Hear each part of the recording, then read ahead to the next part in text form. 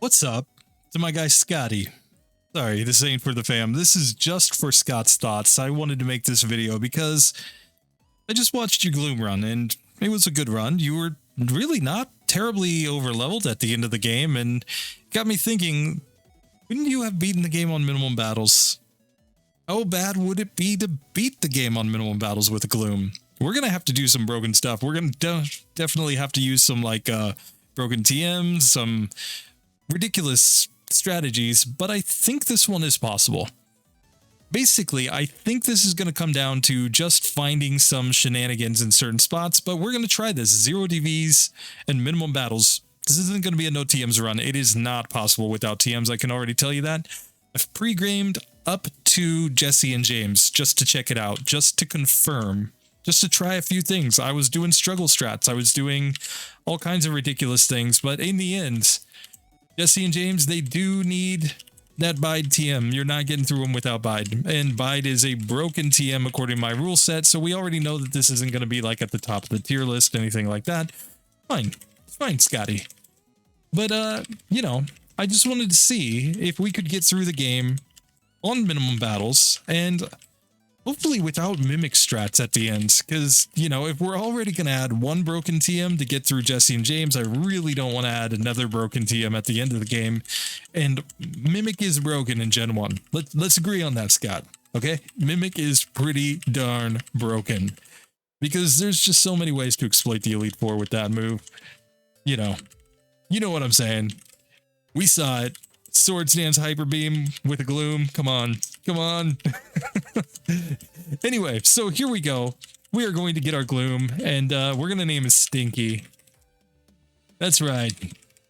Erica's Stinky Flower in here. Sorry. That's stupid. But, yeah. Here we go. It's time for Stinky to begin his new journey in the world of Pokemon. We're going to start off with Rival 1, which is Scotty, but we're on 0 DVs, so this is actually going to be a hard fight, I think. I'm going to poison this Eevee. Maybe? Oh, when we get Tail Whipped. No! Hey, but the strategy here is pretty simple. We just have to go Absorb and probably lose this first attempt.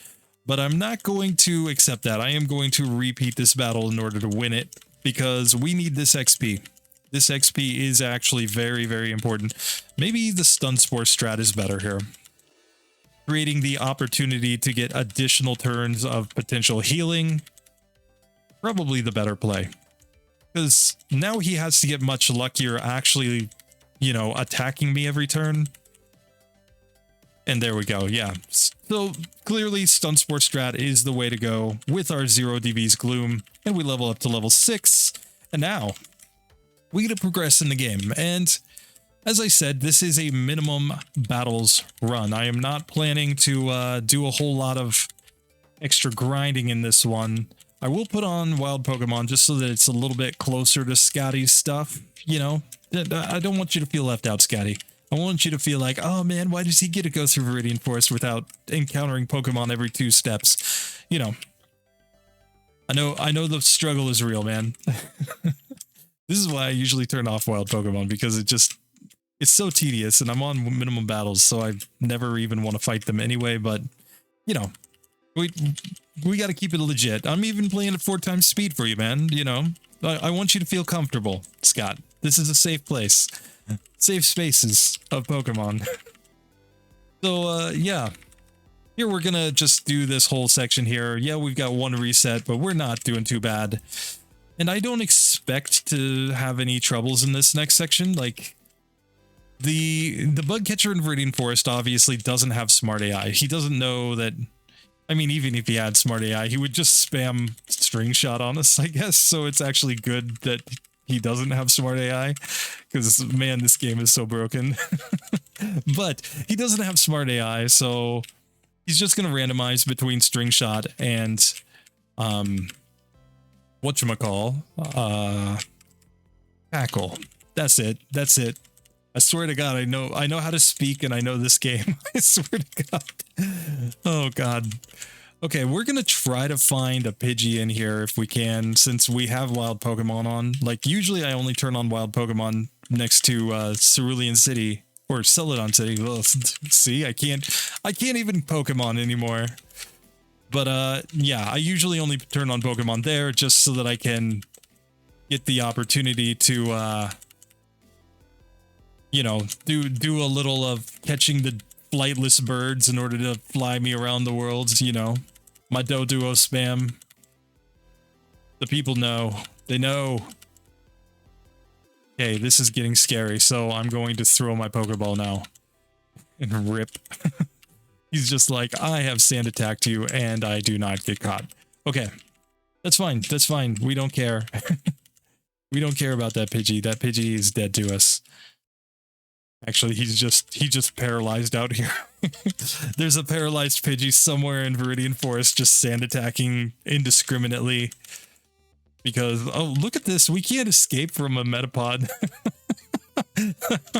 That's how slow we are. We can't even run away from a Metapod. That's stupid.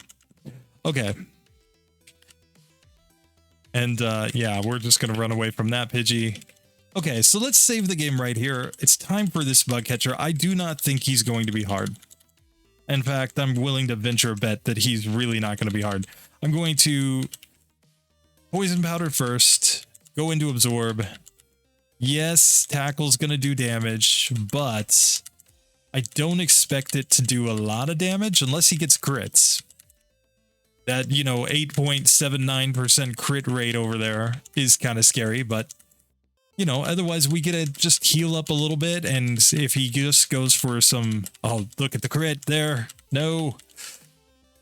Come on, buddy. Stringshot me. This legendary Caterpie refuses to stringshot me. That's stupid. Okay. Round 2.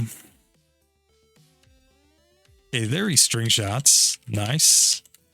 We don't care because we're already slower, so string shot means literally nothing in this fight. But we should eventually be able to absorb this one down.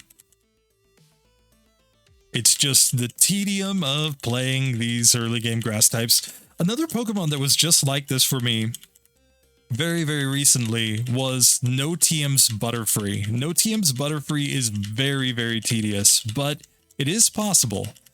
And it's kind of stupid how possible it is. Like, Butterfree can solo the game?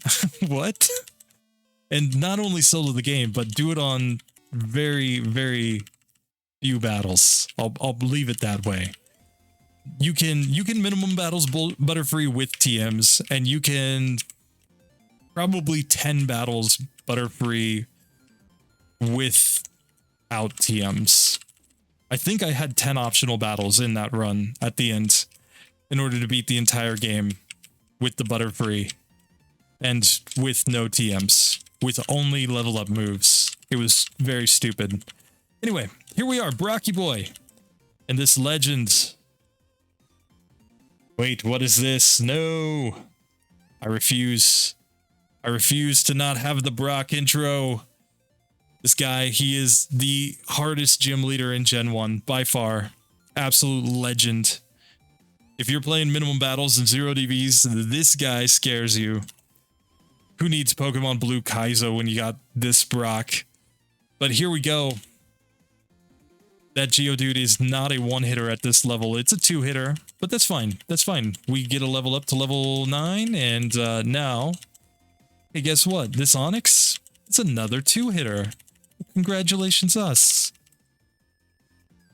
Now, it's worth noting that we are about to have to fight the bug catcher, and Scotty talked about this bug catcher. I know. He's scary. He is. But we do decent damage with Absorb on the 2 Caterpies. The only issue is really the Weedle.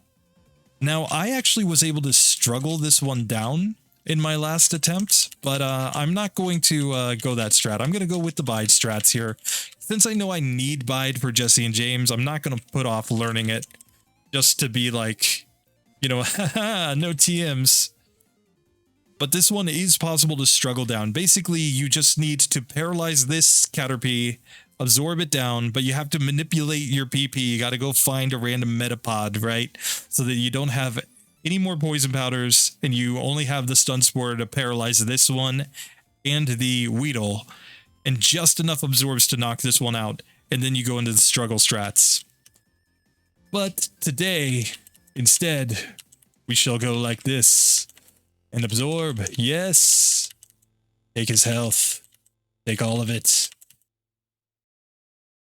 But part of that strategy was the fact that string shot badge boosts, so you're going to level up after the Weedle, but the badge boosts from string shot actually make the Weedle pretty easy with struggle strats.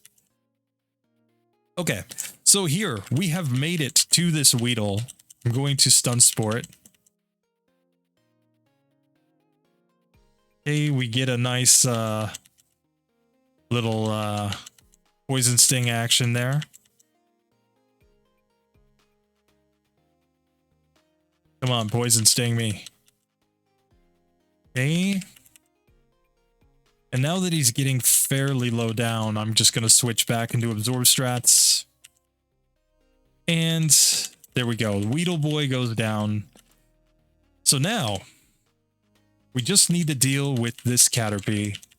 And fortunately, we still have some absorbs left, which means we can just heal up some health. We can let him do his whole, slowly dying thing. We poisoned him. This guy's just given up. He knows. He knows that we're too strong on 0 DVs and minimum battles. So we're going to just backtrack. We need more PP, of course, to get through this section. I mean, it is... We are playing as a stinky flower after all, so we need all the PP we can get. Oh god, that's just wrong. Okay, so here we go. Time to move on to this youngster, where... Here, I think we just stun spore on the Rattata so that we can, get like that, Just a turn where it doesn't move. Okay, Tail Whip kind of sucks, but here we can get through with decent health.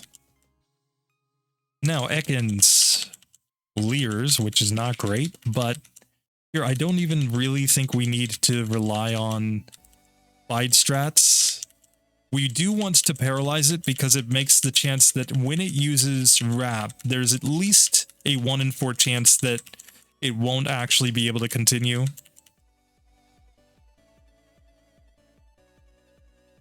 Just like that, and there we go. So that one is not really a challenge. Not a major challenge, at least. So here, I'm just going to heal up, and we'll fight Lassie Lass next. So here she is, Lassie. Come on. She's also rocking the rats. But at this point, we're actually at a high enough level that we're doing pretty decent damage to this one. The nice 3-hitter. We'll go ahead and stun spore here. We don't have a ton of PP left, but I don't think it matters. Okay.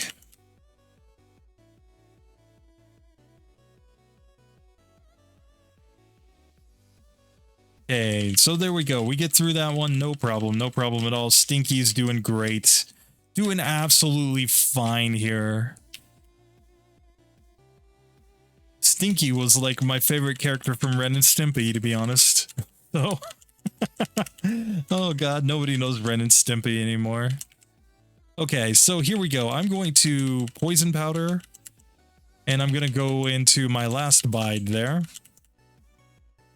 And here, we just need to bide this one down. Okay, fortunately Bide is doing more than enough damage to get through here. Okay, so he gets knocked out. And then this one, it doesn't matter that we couldn't release any energy because we're just going to poison powder. And now this is just, I mean, the world's slowest Pokemon battle.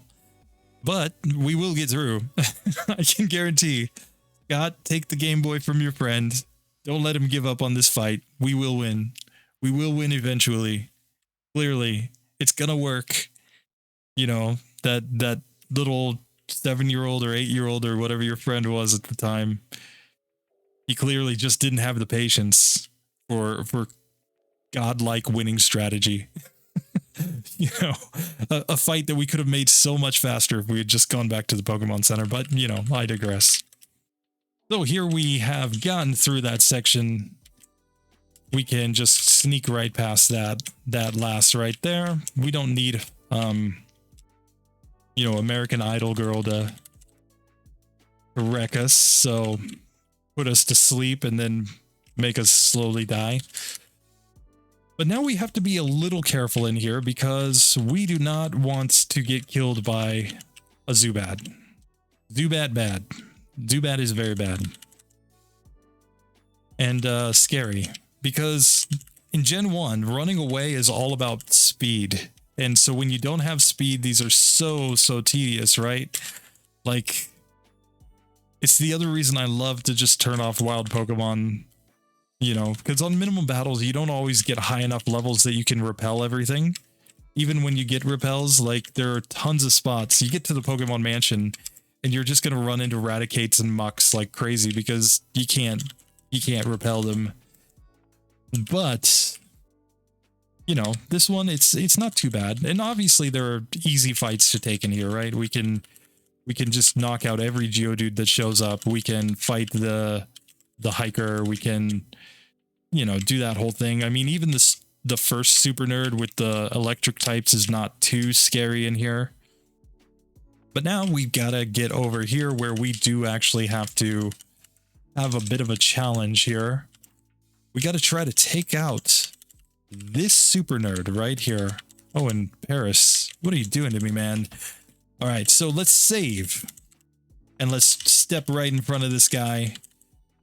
And here my strategy is pretty simple. I'm going to Stun Spore this guy. And on the Grimer, I do think that I can mostly just absorb. Like, we're going to heal up 2 damage every time. So it's just a matter of, we want him to use Disable.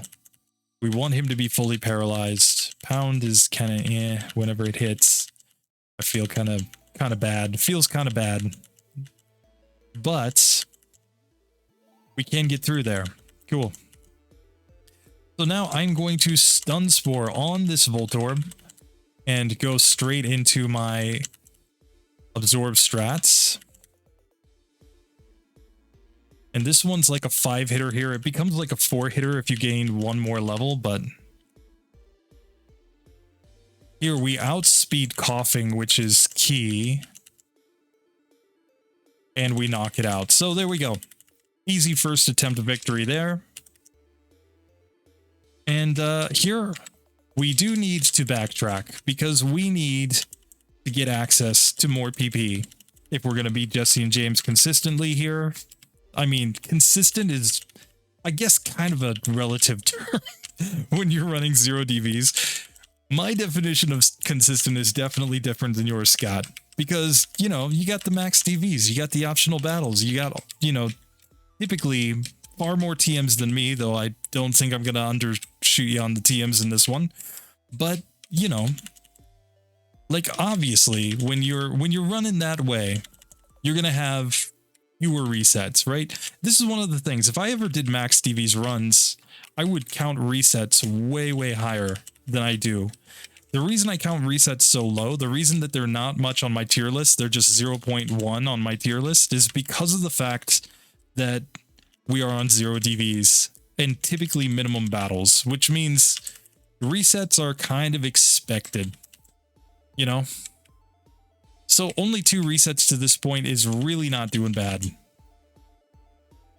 So here we'll get Lord Dome, you know, all hail.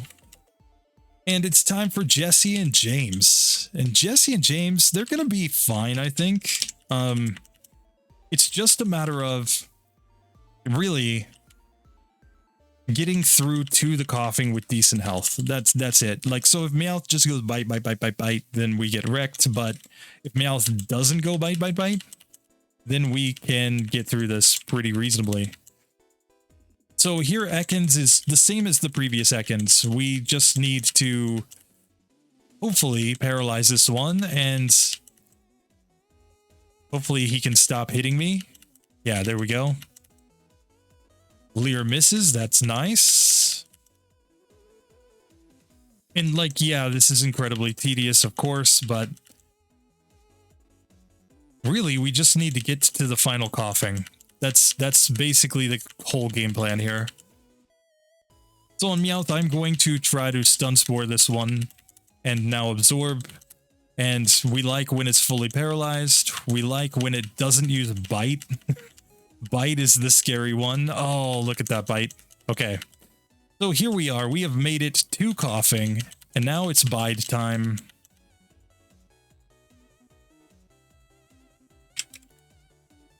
And here, hey, we get a nice paralysis there. And we get to knock it out. There we go. So, Jesse and James, 0 DVs, minimum battles gloom. 2 resets to get through that whole section. That is not bad at all. Not bad at all. So here, I'm going to pick up the Great Ball because I haven't actually gotten a flying type Pokemon. And I should also turn on set battle mode and fast text speed just to speed things up a little bit. And, you know, I'm going to keep the animations on. I like my animations, man. Don't shame me for my animations, Scotty. I know how you are. The preset and game hook with no animations.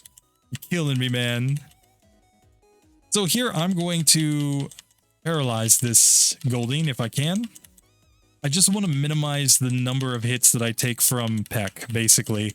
And instead, I'm just going to hit myself, clearly. This is perfectly balanced and perfectly acceptable. This is how Pokemon was meant to be played, clearly. Okay, so we take that one down, and now we can actually get into Misty's fight, because Misty shouldn't be hard here at all. He's only going to use Tackle, some X defense, you know, Harden with the Starmie. Harden's great, just gives us extra turns. Misty's going to be a cakewalk. That's my word. I'm going to beat her on the first attempt. I guarantee it. Place your bets, boys. Place your bets. So here we go ahead and paralyze that one.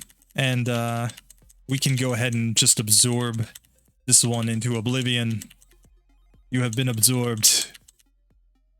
You are part of me now. Oh, come on. Come on. Stun Sport. Yes. Now we do not obviously want crits. That's bad. See, I knew the crit was coming. That's why I started talking about crits. Clearly, playing live and commenting live, but it's funny how often you can just perfectly time things in this game. So here we are. We've leveled up enough to learn Sleep Powder, which I'm going to go ahead and learn over Poison Powder. Poison is not really useful when I have sleep. Now, there could be some spots, some very rare spots where the strategy is in fact to go for the paralysis because we want to outspeed our opponent for some reason, but I am willing to bet that the vast majority of the time, just the overwhelming majority of spots in the game, we actually just want the sleep. The sleep is just so much better. So now we can just pick up an extra rare candy right here and get into the Rival 2 fight with Scotty. And Scotty, this is going to be probably one of the hardest fights. The Rival 2 and Rival 3 fights are going to be some of the hardest in the entire run, I think. But that's all right. We got this. We got this. I'm sure we've got this. So here I am going to put this Spearow to sleep. And now I'm going to go absorb strats here. And it's all about the fact that Spearow is a little bit too scary for me.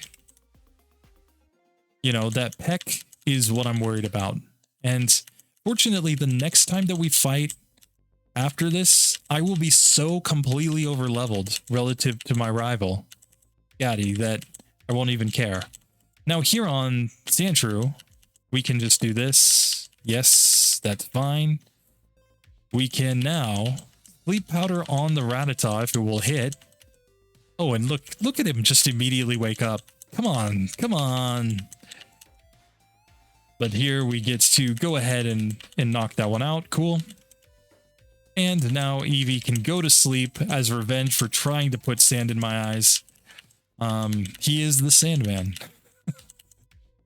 Mr. Sandman, send me a dream. Clearly.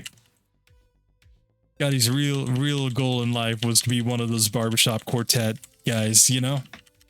Clearly.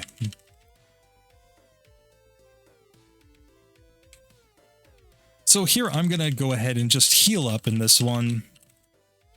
And let's go ahead and do the rest of the Nugget Bridge here. Now, it's going to be quite a while before we reach the level to get acid. Now, once we start dropping acid in this one, we're going to be pretty darn good, I think. Because at that point, we're not going to have to use Bide strats anymore. And that will be incredible. But we can see right here, I mean, Absorb is doing more than enough damage to get us through these fights. And, I mean, level 21 already, so... like, that's with 4 times resistance. We're still looking like maybe an 8-hit KO here. Which, all said, I will take. You know, we've also got to deal with the Zubat coming up here, so... alright, yeah, you get one poison sting on me, buddy. That's all you get, though. Okay, so here we can take on this Lass, and one benefit of taking on a Lass is that Sand Attack does nothing if we just use Bide over and over again. And look at that. Okay, so we take that one down. Tackle, double kick.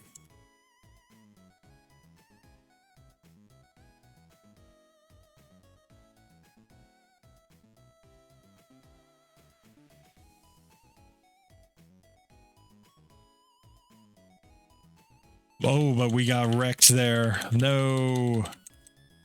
Okay, one more time for Lassie. One more time for you, Lassie. Okay. I'm gonna actually put you to sleep this time. I got a little too up on the whole, like, I'm gonna bide.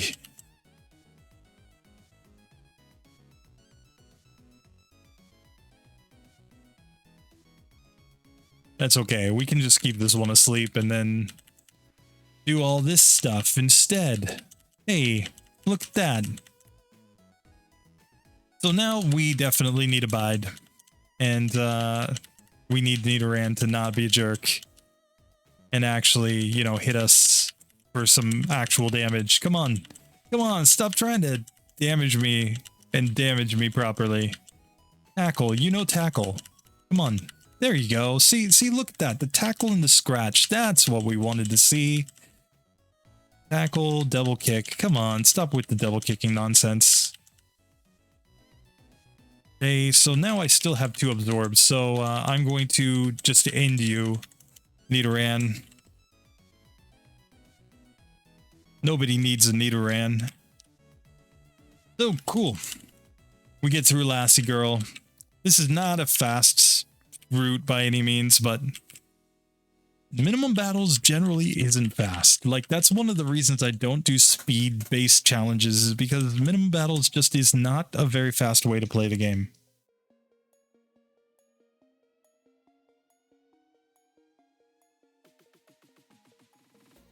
Oh, there we go. Sorry. Was just fixing something on my other screen. Hyper Fang is scary. So here, I think I need to heal up pretty well on this one. I also think that I need to put the seconds to sleep, and I need to heal here. And the problem is, you don't really want to go Bide strats on the last Zubat. Because the last Zubat here, of course, knows Supersonic. And Supersonic is bad. Because of the fact that whenever you hit yourself in confusion while using Bide, the Bide stops. And you forget that you had accumulated damage and all that stuff. So not exactly what we're looking for. So I'm going to get this one as low on health as I possibly can. Oh god, and I still get confused. No, rip. But the strategy here is clearly to get this one down as low as I possibly can. without going Bide strats. And if I have enough here to knock it out without Bide, oh, but it leech life. Oh, and we get wrecked by the leech life. That was stupid. See, we just need sleep to connect there, though. That's all we need. It was looking like if we could have gotten no leech lives, if we could have just kept that one asleep, we would have gotten through with full health. Or at least with enough health. And, you know, we have enough absorbs at this point that this is possible. Even on 0 DVs, even with the worst of the stinky flowers, we can do this. We can do this, man. Okay. I keep talking trash about being on 0 DVs and now I get nervous. Like every time when I talk trash about being on 0 DVs, I get nervous partway through that I'm not actually on 0 DVs. But I can confirm I am in fact on 0 DVs here. So there is no cap here. I am actually doing the 0 DVs run. You guys can run the 0 DVs calculator. You're going to have to calculate my stat XP as well. Remember that. Stat XP exists too. But, oh god. Here, I think I go Bide, and I'm really hoping that I don't hit myself. Oh, come on.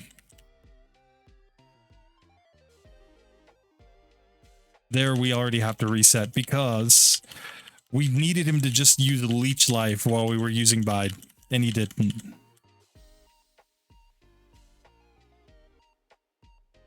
Okay. Okay, so we knocked that one out. Cool.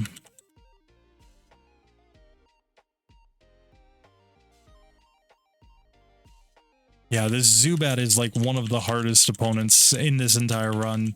And Oddish Lass is not going to be very good either.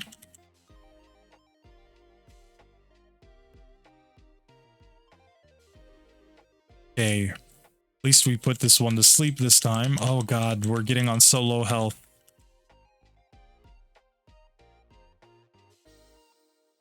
Okay, we need to heal up as much as we possibly can here. At least the 75% accuracy of Sleep Powder kills me every time. You know, compared to Spore, Sleep Powder is just such a terrible move. Clearly, it's almost as if the developers didn't intend for Sleep to be that overpowered. You know, like they actually wanted some balance in this game. You wouldn't know it from every other aspect of the game, but clearly they actually wanted some balance. Okay, so we managed to take that one out. And that's a 4 times resistance there from the Golbat, or from the Zubat. Rip Golbat. So basically what it tells me is that we should, keyword being should, be just fine against the Oddish Lass at the end of this. She's going to be 4 times resistant as well, but it shouldn't matter. It should just be a matter of getting, you know, putting her to sleep and basically absorbing her down.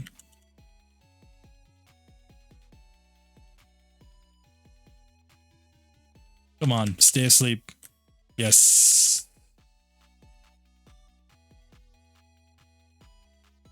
So, yeah, this whole section is just going to be insanely tedious. Like, this is what we do, Scott.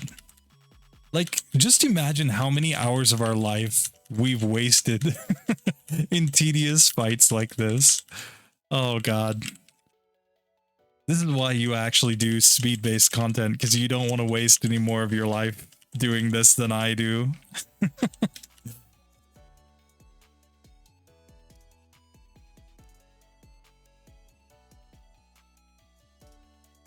But here we go. Mankey Boy. Guy's no problem at all. That guy goes down. We've got one more rocket up here to take out, so I'm going to heal up because I want more absorbs so that I can get through this more easily. And now we can root right on up here. So obviously I'm not going to beat Scott on time. I can say that right now because I'm at 33 minutes real time. I think, well, you were at like an hour and 16, something like that. Yeah, I'm not going to match that. But, you know, given my really bad moveset and given that I don't have max DVs, which means this is way, way harder. Like, we're just doing significantly less damage in every spot. You know, I'll take it. Just gonna call it good. There may be spots where the Bide strat would be faster to get through opponents, but it's just more hit and miss, so...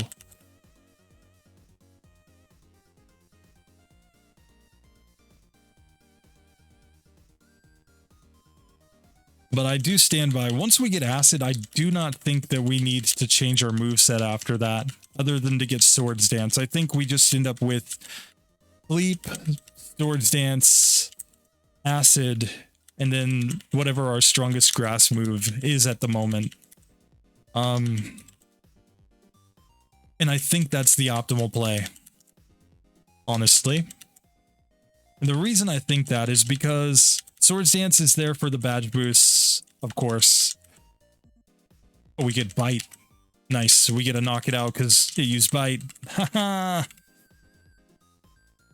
But, yeah, we got Swords Dance for the badge boost. We're going to have whatever our grass move is for stab, special type damage. Acid with Swords Dance and stab is going to be pretty darn strong in the late game. And then we just have to kind of hope that we do well with the sleep luck, I think, and set up the Swords Dances and then just sweep lots of opponents by just knocking them out. The problem is that we're just not fast. The speed is the actual killer of the Gloom line, of the Oddish line. Like, the Bellsprout line is so much faster than these Pokemon. It's kind of ridiculous how much faster the Bellsprout is. Like, Bellsprout's line is really, honestly, one of the best in Gen 1. Like, Bellsprout itself is an absolute legend. Beats the game on 0 DVs, minimum battles, no TMs. And, I mean, the Weepin' Bell is one of my top 5 on the tier list. For me, it beats Victory Bell because it doesn't need any TMs to beat the game and absolutely crush the game. And when you add a TM, when you add just that Swords Dance to go double badge boost, sleep, and then basically in the late game just Acid. You don't even need a grass move with that Pokemon in order to win the game. You can go grass, of course, and double badge boost the grass instead, but it's just not necessary. Alright, so here we go. We get a fight. This guy, the guy who doesn't know that you're not supposed to stand in the middle of bushes, like, this is sus boy, basically, because he's very sus. He's just kind of sitting here. He's like, I'm hiding in these bushes. Nobody see me. You know, and just kind of blocking a random, you know, seismic toss TM back there. He's just like, don't come over here. This is my TM. But, you know, he doesn't even have a Pokemon that can learn Seismic Toss. So, what are you doing, bud? What are you doing? Just kind of chilling. But, yeah, I think that guy's super sus. I mean, don't get me wrong. All of the trainers up there are kind of sus. Just standing around. Like, we're not going to let anybody get past us. Nobody can pass us up here. We're all kind of chilling, standing as close as we can to the road. So that, hey, you hiker, you stand up there, and I'll stand right here, and then this kid can't get past us. Unless he beats one of us up, and then he can come past. That's Pokemon logic. Okay, so here we are, Oddish last. This is hopefully not going to be a terrible fight. I do think the sleep is required. We're doing 2 damage per hit.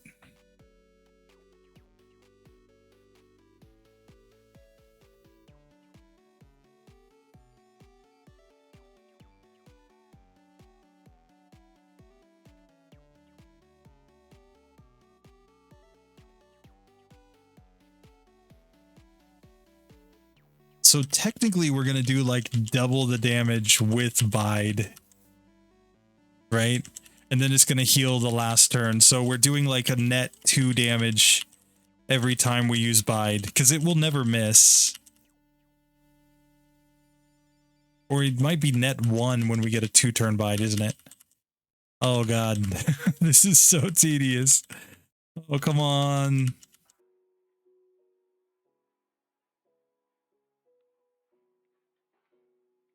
The whole idea here, I think, is to...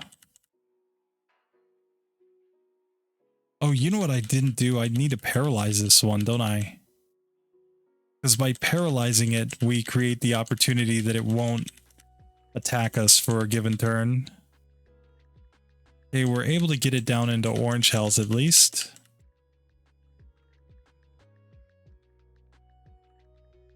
But he's got me in orange health as well.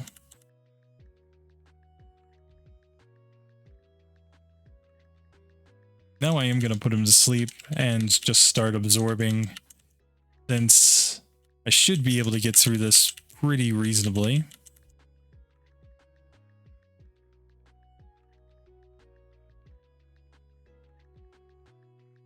But this is a spot where struggle strats is probably the actual play. Yeah. But okay, we take down the first one. Second one, I am going to put to sleep this Pidgey, and I'm going to heal as much damage as I can off of it. Fortunately, we do have enough absorbs to knock that one out. Cool. So here on the final Oddish, I think my game plan is actually to use up all the PP that I can here.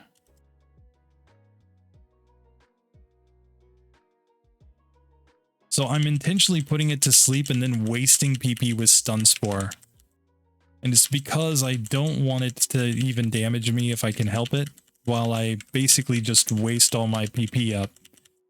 Because then I can get to using Struggle, and Struggle I think will be the fastest way to get through this one.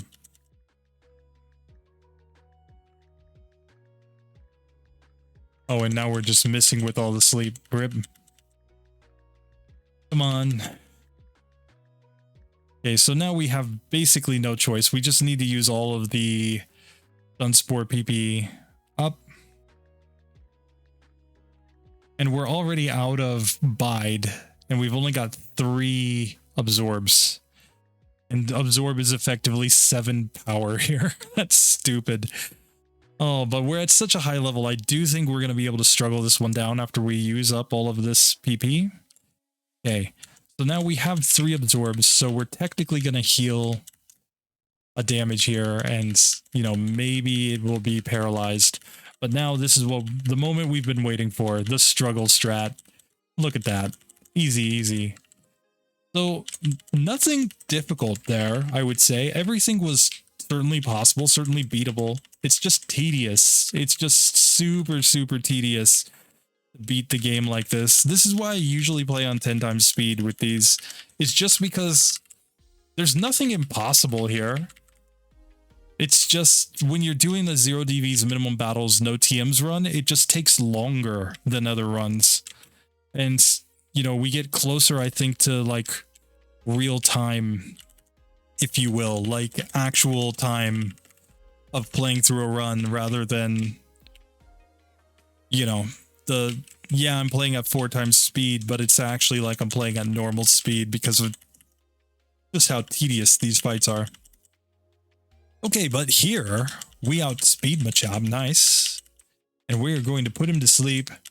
And now we're going to exploit his lack of special girth by completely absorbing him. And here, Drowsy can go to sleep. He likes to sleep. He wants to stay asleep. No, you want to stay asleep, Drowsy. Yes. Oh, and now I'm misclicking. Come on. Hey. And here we can just absorb this one down. Cool, cool, cool. No problems at all. No problems at all. So there we go. We have beaten that Rocket Boy. I am going to heal though, because I think I need more PP to get through this next section. We got to deal with Pidgey Girl. Sandy is she's apparently called, but Here in the RBY Pokemon fam, this is Pidgeygirl. And then we have to deal with the guy next to Pidgeygirl, the guy who is so nondescript that he doesn't even merit a name. Like, never give him a name, Scott. Do not name this guy next to Pidgeygirl, okay? You gotta promise me, because he doesn't deserve it. He really doesn't deserve it. So here we go. Pidgeygirl is going to be a matter of hopefully putting her to sleep, because I really don't want to take all the sand attacks. And look at that. I mean, we're doing really good damage here. Oh, like relative to the fact that, you know, these Pokemon completely resist our move. And we take sand attack, rip. So if I take too many sand attacks, I'll just go into the Bide strats here, but I'm actually getting pretty good sand attack luck here. But here, let's go Bide. Okay, we'll knock that one out. And the last Pidgey, yes, Gust. I like it. Yes, give me more. Give me more. Okay, Gust. No crit. Okay, cool. So we get through right there, no problem. I'm just going to pop a couple of potions and now go into the guy next to Pidgeygirl. So here we go. Peck is scary. Not gonna lie, I do not like your Peck. But we get a critical hit turn 1, that was nice. And now we are absorbing decent amounts of health back. And Spearow has been very sleepy, so we did not take a second hit from the Spearow. Now against Raticate, this is clearly just an easy, you know, absorb and win spot. So cool. That also gives us a little bit of confidence there, because we now know that we are not going to actually have to worry too much against our rival's Spearow. Like, yeah, it's gonna do good damage with Peck, but it's not like it's gonna be a one-hit KO with Peck or something like that. Which means if we can just land the sleep, we should get through there. Shouldn't be terribly hard. So there we go. We get the Great Ball. We get a pop back up here. And now it's time to go fight our rival. And here I'm going to save the game. And I'm going to fight my rival right here.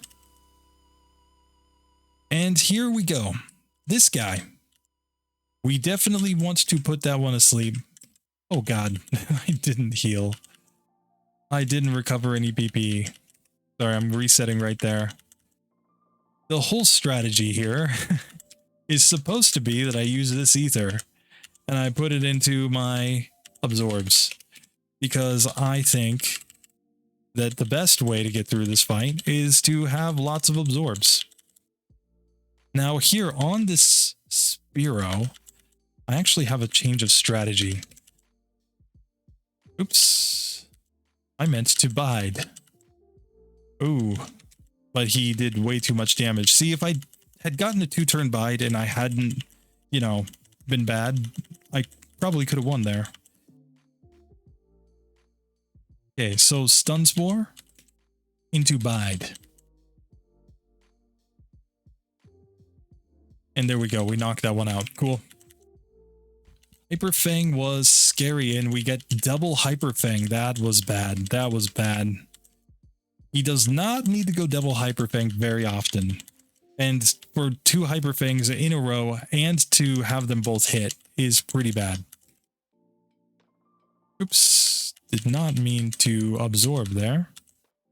But now that I'm absorbing, I think this is my only shot, is to try to absorb enough that he's fully paralyzed. Look at that. He's never paralyzed. Scott, you're never paralyzed, man. Come on. Don't do this to me. Don't do this to me, Scotty.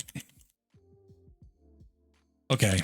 So the actual strat, once again, paralyze it, Bide. Okay, and when we only get like the 1 Bide, the 1 hit, now we need it to be paralyzed, and just didn't work. He was paralyzed at the very moment that I didn't want him to be paralyzed. That's the mistake. I'm paralyzing him. Why am I paralyzing him? I can just go Bide. And I already know what I want him to do. Hey, there we get a 3-turn bide. That was bad. We need the 2-turn bide. It's random. You can get a 3-turn bide or a 2-turn bide. And we only need the 2-turn bide here to knock this one out. So, let's do this properly. Peck, peck, peck. Oh, come on. We don't need the 3-turn. And then we need Tail Whip right there. Or we need a Hyper Fang Miss. That's all we need there to get through this one. This one is just so obvious that it's possible. Okay, there we go. We get through with better HP this time. We get the Tail Whip this time. Yes. That means we get to do that. Haha. And we get to do this. Oh, Slash is scary, but who cares? So this is kind of the thing, right? Like, I think a lot of people look at these situations and they're like, it's so luck-based, but there's a difference between just dumb luck, like where you have no idea what you're doing, and luck where you have a strategy behind it, right? This is, yeah, it takes some luck, but there's a strategy behind it that actually makes it like a reasonable situation to reset there with the Bide strat. The fact that you just need a 2-turn Bide, which is just completely random. And then you just need enough turns of not getting knocked out, basically. You know, the Rattata, he has a decent chance to not hit you. I'm not sure if I would have survived a tackle, honestly. Probably not, but, you know, it's something to test. But, so here, we have made it to Lieutenant Surge. And I'm going to go Scott's Thoughts style here. So here's what I'm going to do. Scotty, just for you, man. I'm going to do your style. I'm going to just auto-solve Surge here. Let's see. This one.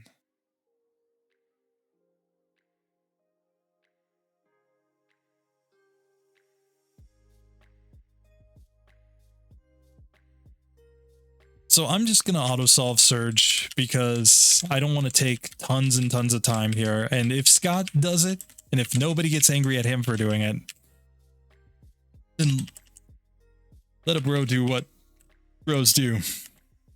Which I don't need to do that. Why am I looking at those when I just said I auto-solved it? Oh god. This is why Scott's Thoughts has like, you know, 50-some thousand subscribers and I have like 2,000. Because I can't even remember God. I'm never going to be Scott's Thoughts level. I'm never going to be that good. So here we go. Lieutenant Surge time. We're taking this guy on because I'm not super scared of him. Oh god. No.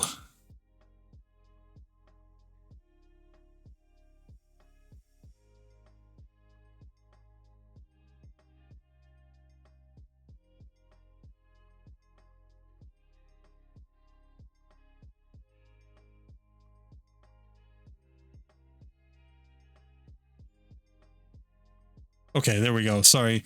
It's because I put the wrong value into Game Hook. I fixed it. Now we can take on Lieutenant Surge.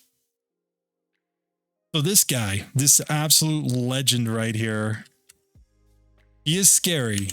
Not gonna lie. I'm a little scared, but I'm gonna put this one to sleep.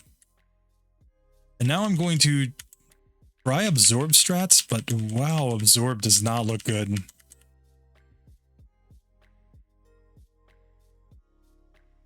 Like, Absorb is not doing much damage here, so we do have to be a little bit scared. Okay. He's gonna wake up, so I'm gonna Stun Spore him instead.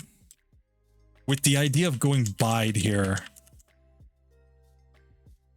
Because there we get a win. See, we do so much more damage there with Bide.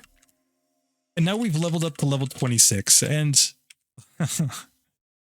oh no. I've trapped myself. That's okay, I think I can untrap myself.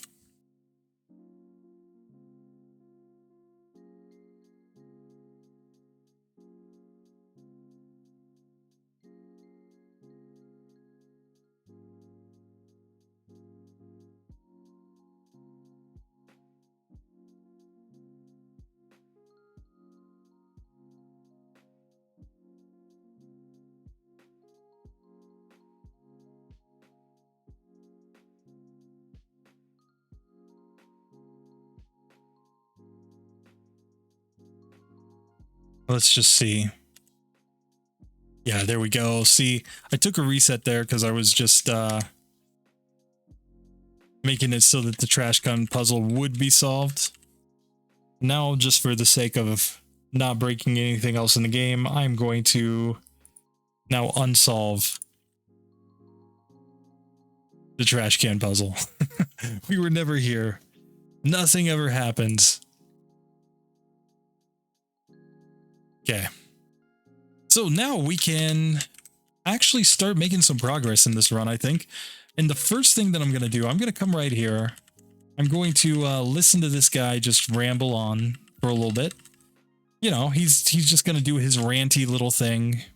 And instead, I'm going to just pop now here to this section where I'm going to dig out. And now it's time to get myself a bicycle and some rappels. Bicycle and some rappels. And I mean, Scotty, look at this. I'm only like 20 minutes off of your final game time. But, you know, do it on 0 DVs, man. Then you can tell me about my time. I'm going to get 10 of these right here.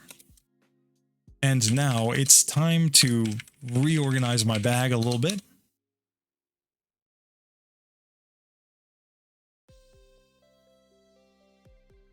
Okay. So we're going to move the rappels and the bicycle up. Cool. Now we can actually move at decent speed. This is great. This is like what I'm used to. My 10x speed, I'm going like 8x right now. This is nice. Now I'm going to try the wrapping lasso one time without doing any shenanigans of like, you know, gaining additional levels. But probably the best strat is actually to use the 2 rare candies here so that we can get to acid and then knock her out that way. But here, I'll go with this strat first, just because I am at a much higher level. Who knows? Maybe it works. I don't think it works. I think this just looks terrible. You know, like, this is where you're like, give me body slam, give me anything to not have to do this. But body slam is locked behind an optional trainer. And I also think that it is the most meta-centralizing of meta-centralizing moves in Gen 1. Because body slam is just learned by far too many Pokemon. Yeah, I'm going to reset here because we clearly do not have enough PP to get through that. So instead, rare candy. Yes, and rare candy. And guess what? We can learn acid. It's time to drop some acid, guys. I'm going to learn acid over stun spore in this one. Bide still technically could be useful somewhere. So, and the benefit of acid, of course, is that here it's neutrally effective and it has a decent chance to lower our opponent's defense. Hey!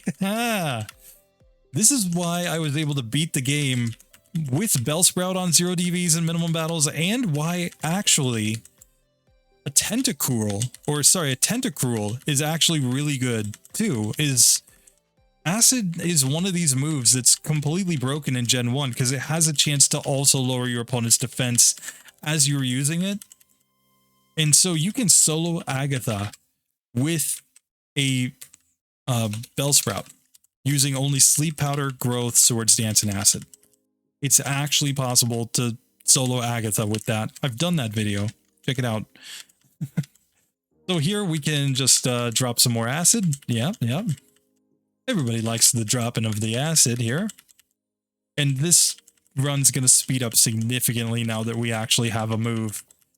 You know, like the whole early game was so bad. Oh, and now we're confused. Rip. No. Okay, we're fine. But, you know, the whole early game is just so incredibly tedious because of the fact that we don't have any moves. And then we get moves. Now Sleep Powder and Acid and Absorb just when we need it are going to be actually a really good moveset going into the middle of the game. Like right here, we can go into this first fight where here clearly the solution is just Absorb. We don't need to do anything else, really. I'm going to put this one to sleep just so that I can, you know, absorb it down, I guess. But really, we just want to put the Slowpoke to sleep because we don't want to get a bunch of confusions. But Otherwise, this fight's gonna basically be fine every time. Here, we can even drop acid. There we go. So, now... Oh, and I don't have my bicycle? What? And I don't have my rappel. Oh, there we go. There we go. So, now we can come here and fight this guy. Or gal. I don't know. I always thought the Pokemaniacs were girls when I was growing up. And, you know, that is what it is. Just, you know, I didn't know if they were actually like emo guys or, you know, cool punk looking girls. Like, but I always imagined them as cool punk looking girls. That's what I'm going to stand by. They're cool punk looking girls. Here now, we can get it to the status girl. Oh, she stun spored me. No. Whatever will I do? I think I'll just drop some acid. So here we go. The Vine Whip. Vine Whip. Oh, this Bulbasaur, you legend. Trying to leech seed me. Okay, so we have access to a full restore. I'm just going to go ahead and use it. I don't want to backtrack anymore. I don't want to waste any more time in this run. This has already taken way too long just to get to this point. So I'm just scared of that last right there. But here we go. We can now get to the Rock Tunnel Hiker, and this should be one of the easiest fights in the whole run so far, because look at that absorb. And look at that absorb. And of course, we're up to level 30 now. We're 9 levels higher. We don't care. We're going to completely destroy that. So the Rock Tunnel Hiker, he's nothing, but he is really significant actually, because he is the midpoint in a minimum battles run. We have now completed over 50% of the battles in the game on a minimum battles run. So now it's time to just go ahead and take this Meowth down here. Very, very easy fight here. And now I do think we want to put this Oddish to sleep. I just don't want to get paralyzed again. I don't want to be paralyzed. No. Oops. Oh, I keep misclicking and pressing Bide. Rip. Oh, God. I'm so bad at this game. So terribly bad at this game. But it's okay, because we can just drop some acid. And here. Pidgey. You are nothing to me. Look how strong acid is at this point in the game. A really strong move. You know, effectively 60 base power when you consider our same type attack bonus here, but the fact that it is stab and it does so much damage is great. I'm going to fight Rival 4 here. I'm going to take Scott on, and he has the Flareon team, so that's pretty much always par for the course when you're doing these minimum battles runs. You're generally going to run into the Flareon team. And here, look at how much those defense drops mean. We 3-shot there. Now we can put Magnemite to sleep, I think.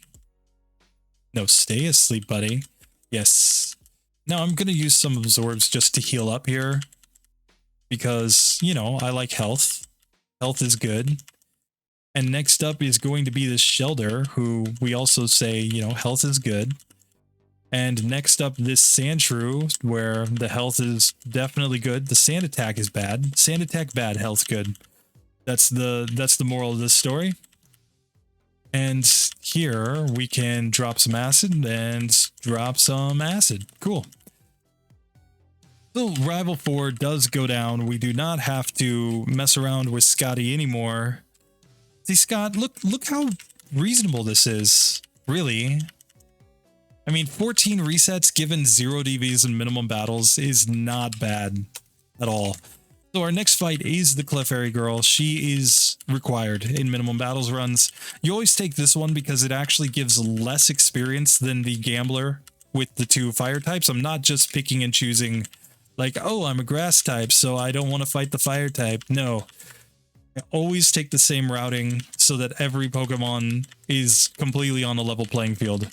But the reason I do that also is to make sure that I'm always getting the least possible amount of experience in whatever section I'm in.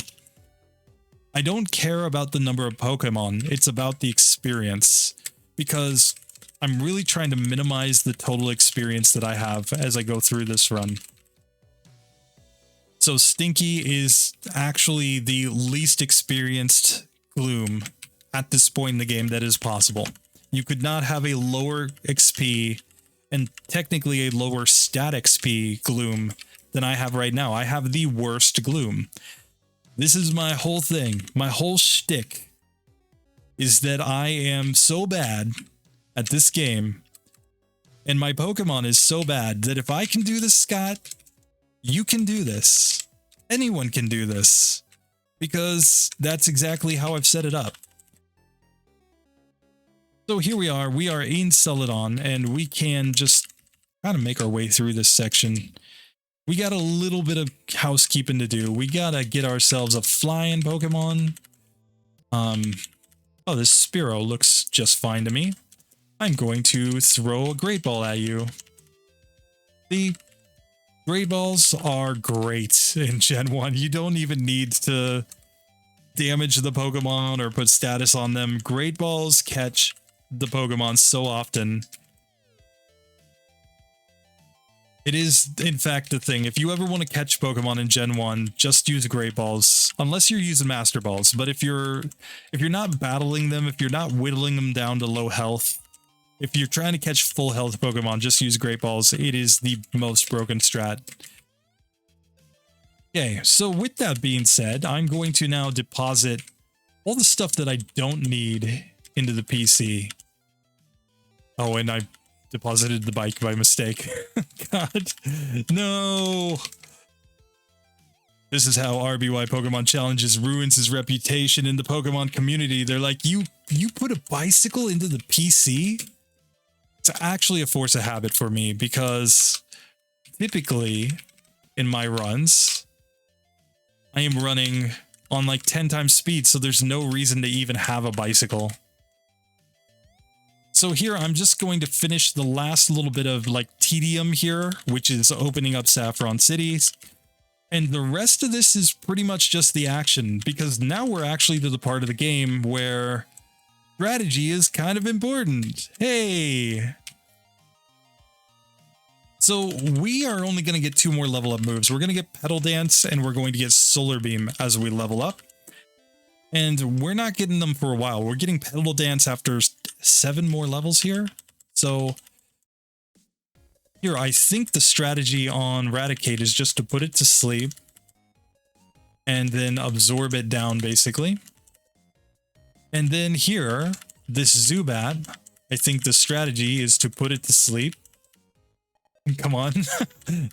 I have a strategy, I swear to God. Okay, there we finally put this one to sleep. Dear God. And now we're going to drop Acid, because look at that. Acid is a 3-hit KO here, even though it's not super effective. That's why I like this move so much, because it doesn't need to be effective to be good. So I'm picking up PP ups here. I'm not going to use them just yet. I'm going to save them for much later in the game.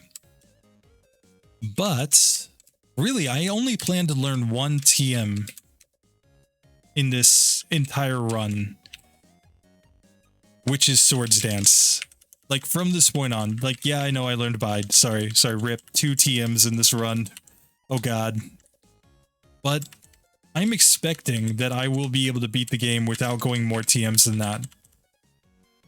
Now here I'm going to just use Acid over and over again. We're hoping for the defense drops, which are, I believe, a 1 in 3 chance, a 1 in 5 chance, I forget, with Acid. It happens quite often though. You get a lot of defense drops with this move. So now we can just, you know, stick on the Acid strat here, and Zubat will go down, no problem. Oh, nice. We can get the lift key. Now, anybody who might have come here might be saying, hey, dude, aren't you kind of missing some vitamins on the ground over here? And the answer is that I never use vitamins. I use rare candies, but I do not use vitamins, because My stat XP in every single run is the same. I fight minimum battles, which means that when I do minimum battles runs, I can always say that I have exactly the same stat experience, and it's the least amount of stat experience you could ever have. So I am actually the weakest possible version on 0 DVs. So, with that being said, if you want to have better runs than me, if you don't want to look like a chump against Jesse and James, you can go ahead and pick up the items and use the vitamins. Clearly. But, you know, they don't make huge differences in my opinion. Like, yeah, you'll be a little bit stronger, but in general, in Gen 1, I feel like we can get through most fights just with what we got right here. Don't need to overcomplicate our runs too much. Just, you know, stick to what you got. And in my case, I got acid. So Ekans, we're gonna just take this one down pretty quick, I think. No problem at all. Yeah, there he goes. So let's go. Before we take on Mr. Giovanni, just gonna wait a second. I don't need to heal. What am I thinking? Heal. I can just absorb the life out of his first 2 Pokemon. This is brilliant.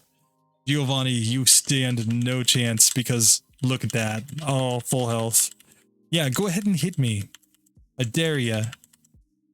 Now, I don't have any sleep powders left, which is why I'm going to drop some acid. Oh, the bite. No! Oh, and he guard specs. Giovanni, you legend. Oh, this is how we win the game. Minimum battles Gloom is too broken. Too broken for Giovanni. Oh, man.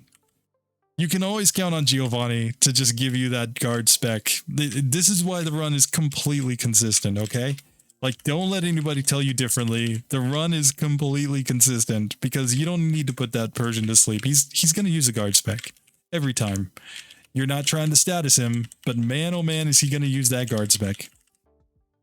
So here, I'm going to go into Erica's gym at this point and basically just put this execute to sleep and drop some acid on it.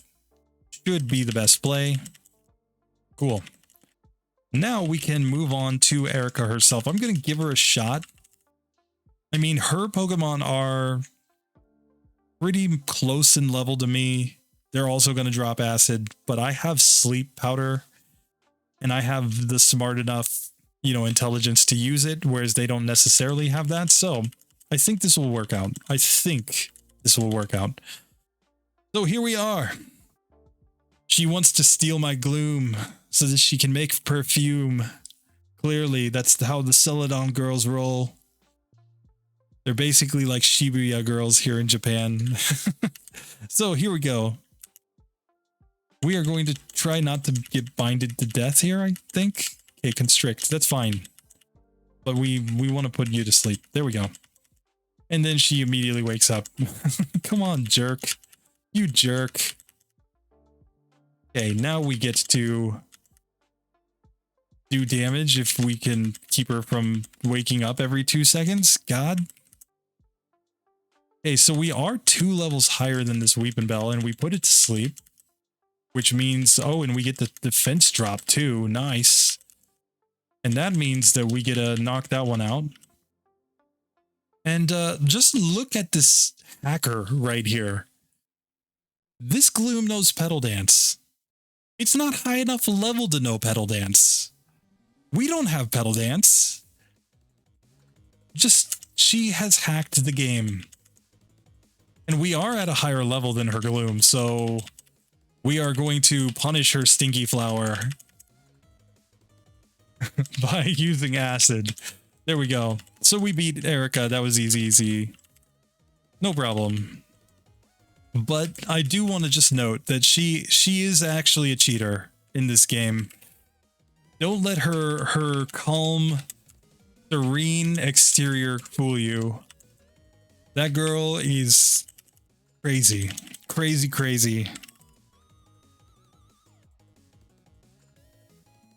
All right, so here we go. We get to go back into the Pokemon Tower, where fortunately, we're not going to learn Mega Drain here. Don't need it. Acid is the play on the Ghastlies. Oh, and I should use Repel. Rip. But here we go. Acid is the play on the Ghastlies. Basically, my game plan is to put them to sleep, and now to drop Acid. Because even though Acid is resisted, seriously resisted, we can get the defense drops, and with the defense drops we can knock these ones out, and it's not even terribly hard. And later when we have Swords Dance with this, it's going to be pretty broken, honestly. So we're going to get Swords Dance just ASAP basically after this. That will be the time to say bye-bye to Bide. Hello to Swords Dance. And yeah, Swords Dance might just be the play to get us through the rest of the run. So here we can go ahead and make our way through that little section there. We can come up here and fight this channeler, where it's just about more sleep and more acid. Okay, we got the defense drop there that we were looking for. Oh, we hit ourselves in confusion, which is not good. But if we can just manage to keep this Ghastly asleep for any number of turns, literally any number of turns, we should eventually win. We snap out of confusion, and now one more acid. There we go. So we level up too. Now we're going to go back. We're going to heal up here at the Purified Protected Zone. You know, because even in Tower of Dead Pokemon, we need our safe space. So here we go. We're going to fight this last channeler. Hopefully we just get better luck here. Nope, we get confused. Oh, but we do put it to sleep. Okay. And we're no longer confused. Hey, that's exactly what I was looking for. See, the game sometimes it gives me a little luck.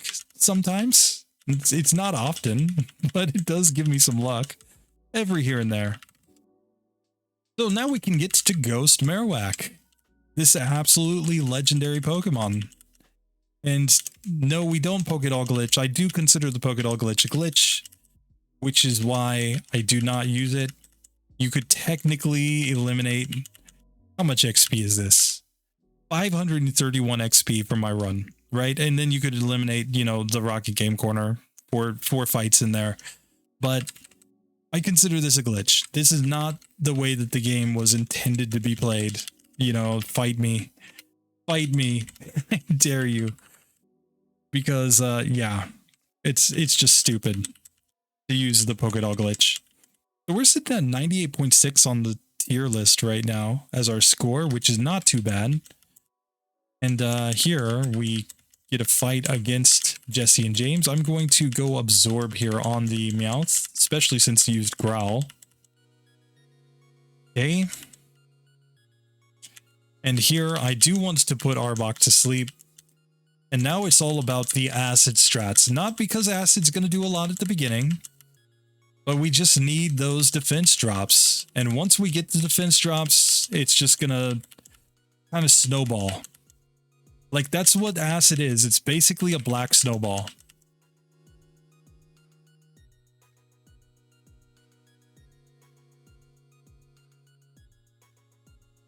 But we do need some sleep luck here. We do need them to not just wake up immediately and hit us. Here we'll Absorb just to get a little health. Okay. So Sludge did a lot of damage there. Like, a lot of damage.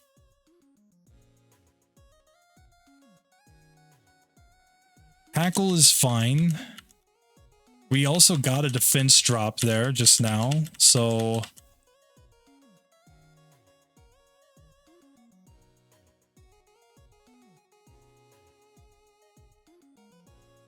Now I'm nervous about it waking up, so I'm going to try to put it back to sleep. Nice crit there, and we win. Look at that, with 4 HP remaining, we beat Jesse and James on the first attempt.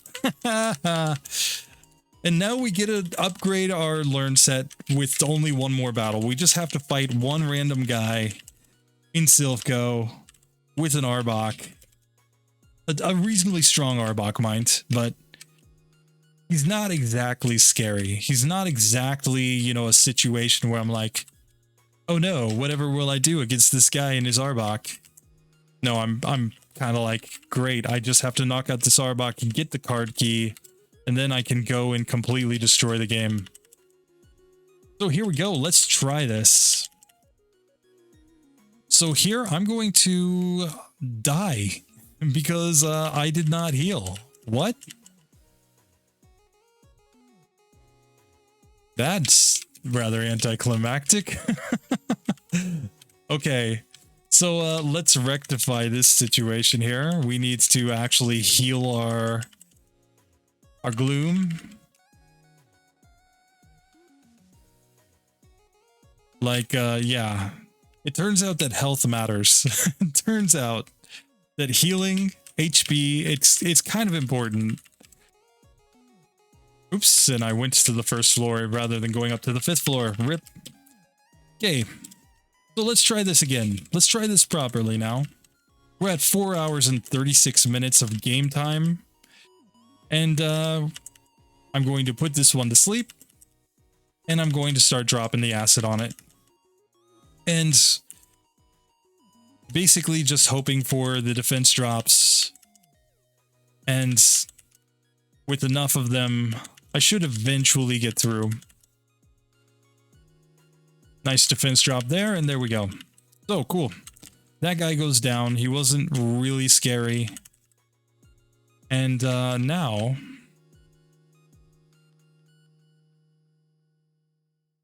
let's go up to the 7th floor.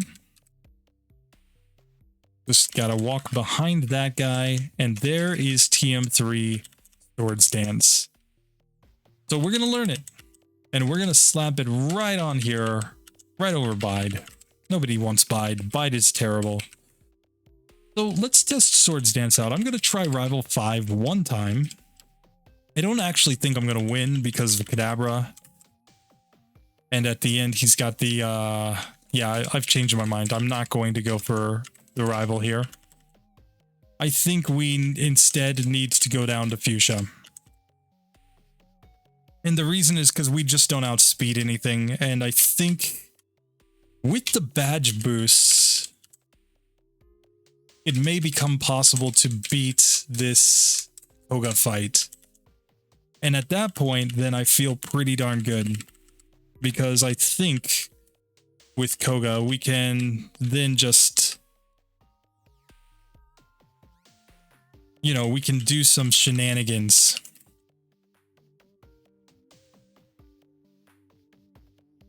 Because once we have the badge boost in speed, I think we actually have a reasonable shot of... Oh god, we can't run away from Firo. No. Okay, there we go. Like, we have at least a reasonable shot, I think, of getting through the rest of the game with the badge boosts in speeds. The speed boosts are going to be super important. And given that our strategy is also to use Swords Dance with acid in pretty much every fight, it's pretty reasonable, I think. Like, I don't think anybody can get angry at us. I don't think even Scott's Thoughts fans can be like, oh, you're just using too many badge boosting moves. You know, we're being reasonable, guys. Everything here is reasonable. So I am going to get the extra rare candy that I can get after I get the Warden's Teeth, because I think that there is at least a reasonable chance, reasonable-ish chance, that I reach a point where I might need to use some rare candies to level up. And the level ups aren't going to be about getting new moves in this one, as is typically the case when I level up. The level ups in this one are going to be about basically just getting stats that are high enough that badge boosts even matter. Because if we don't have high enough stats, you know, you can badge boost the worst stats in the world and they don't turn into anything, unfortunately. Not like the badge boost glitch is so broken that you can take a level 5 Pokemon, badge boost it up, and then start beating level 100s with it, right?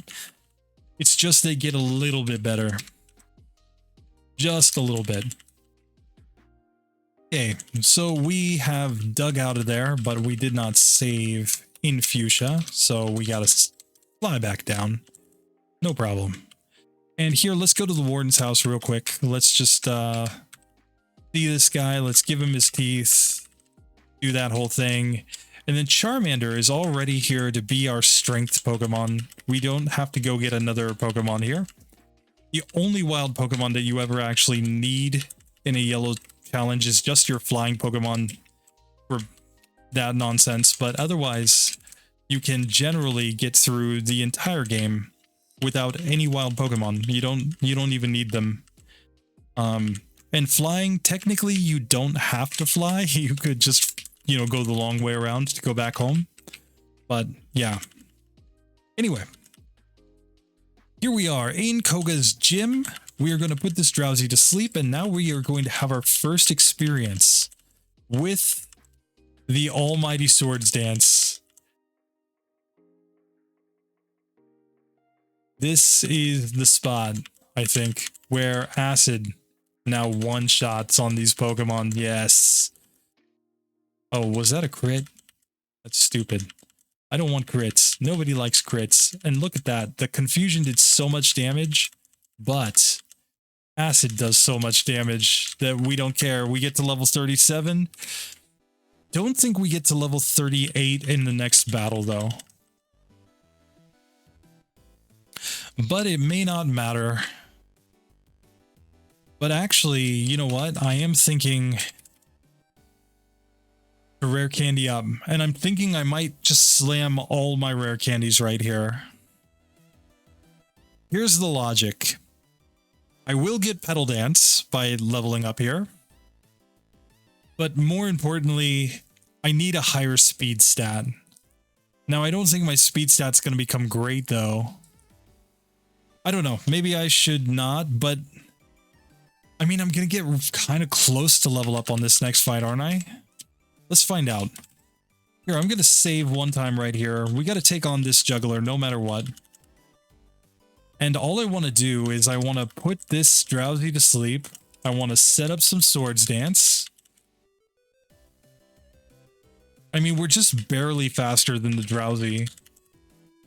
Okay, but we get to wreck that one now. And here, okay, it's like a two-hitter here, and Poison Gas doesn't affect us, so there we go. We get through that fight. We're 2 Koga. And yeah, we're gonna level up like in the middle of this fight. But the real thing is just, can we survive?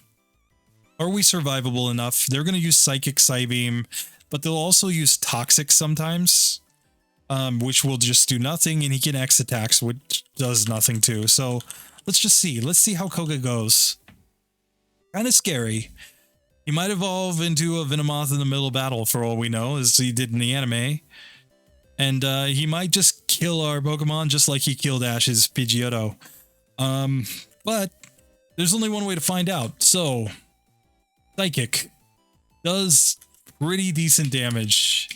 And we get the special drop. But we do get to now set up some Swords Dance. So that's kind of nice, I guess.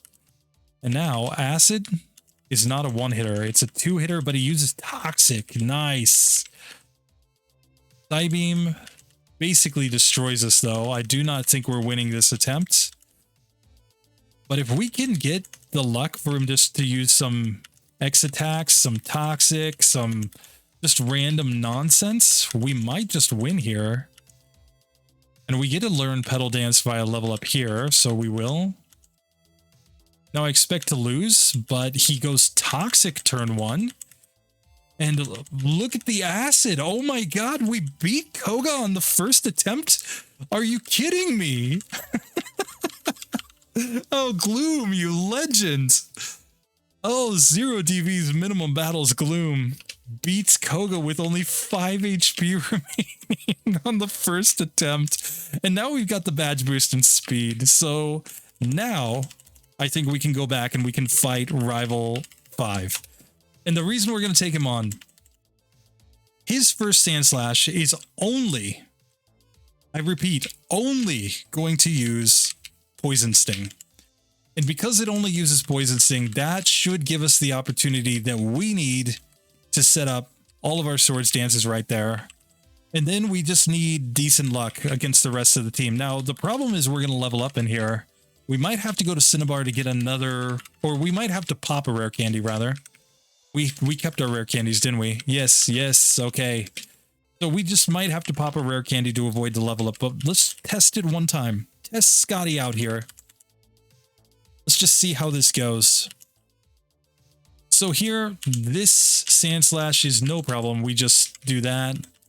And now we're going to Swords Dance up. And this is going to allow us to outspeed now. So we can put the Sand Slash back to sleep, even if it wakes up. And Petal Dance does the job there. Petal Dance is not a one-hitter here, though. Okay. So this is the spot where Petal Dance just isn't quite strong enough. But let's just test this out again, because I want to get through the first couple Pokemon at least and just see how the rest of the team goes. Okay, we need 2 Swords Dances to outspeed here. 3 Swords Dances. Now we're definitely outspeeding. Fortunately, like, Acid's not great, but it's going to do decent damage, and we get the defense drops too. There we go. So 3-hitter there to get through with the whatchamacall. Oh, and there he just goes double Aurora Beam. We just missed 2 sleeps in a row. That was bad luck. That was the definition of bad luck. Okay, so here, let's try again. We get the Poison Sting, which is fine. And now we can set up the Swords Dances. Now we can go back and do our Acid strats. We didn't get the defense drop the first time. We get it the second time. So this is going to be a 4-hitter instead. Okay. But now we do outspeed here, so... Oh, and I used Swords Dance by mistake. RIP. Okay, we get the defense drop there. Cool. So now Stinky is all the way to Magneton, where we get to do more Acid. And now let's see what the moveset is here. Psybeam and Confusion, so I think we just lose. Yeah. Okay. So I think we need to just get to the Kadabra with more health and hope for it to use, whatchamacall? Confusion. Okay. And I'm just really reluctant to use rare candies because in the late game, we're going to need those levels, I think, for this one to be good. Oh, rip. Just misclicking here. So here we go. Back to Acid. Stay asleep, buddy. Okay, we didn't get any defense drops there, but we do get through. Now, Acid, even against Cloyster, is very high defense. It's fine. It's a 3-hit KO. There's the level up. Okay, we put Magneton to sleep.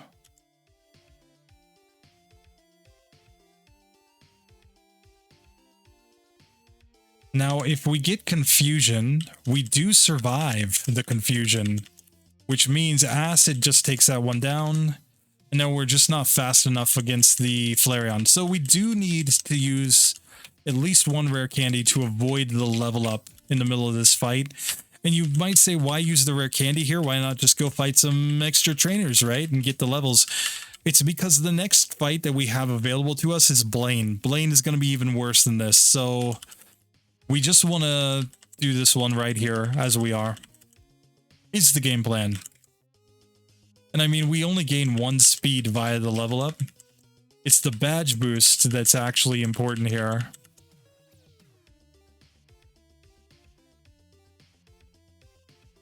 And the reason I'm using Acid as opposed to Petal Dance here is because I don't want to deal with the Confusion later on. Like, this is far more consistent to not have Confusion and just be able to whittle this one down. Why in a lot of these runs, actually, you're better off using the move like, basically avoiding moves like Thrash and Pedal Dance, because they put you at a pretty big disadvantage as you go through the run. Yeah, let's see how fast his Kadabra is. Yeah, we don't outspeed Kadabra no matter what we do.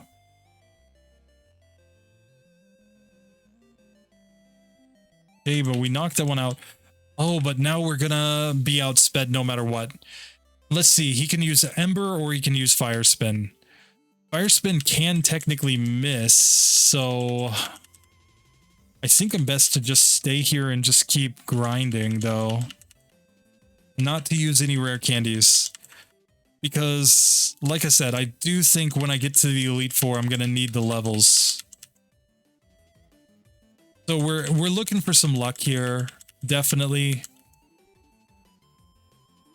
Because we want to get this situation where we get to that Flareon, which requires probably not getting Psybeam from the whatchamacall, from the Kadabra. And here we're already dead because we will get hit by Psybeam. We don't have any way to avoid it, and it is super effective. So yeah, we need decent sleep luck here. Okay, that's one, that's two. Okay, we're guaranteed to outspeed here now. Okay. Defense drop. Nice. Nice, okay, that was good. Okay, that one's... Come on, Cloyster, you gotta stay asleep more than one turn, buddy.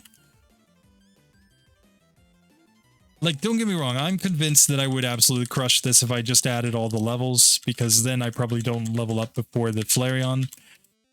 I just don't think it's worth it to go that hard into the levels at this point.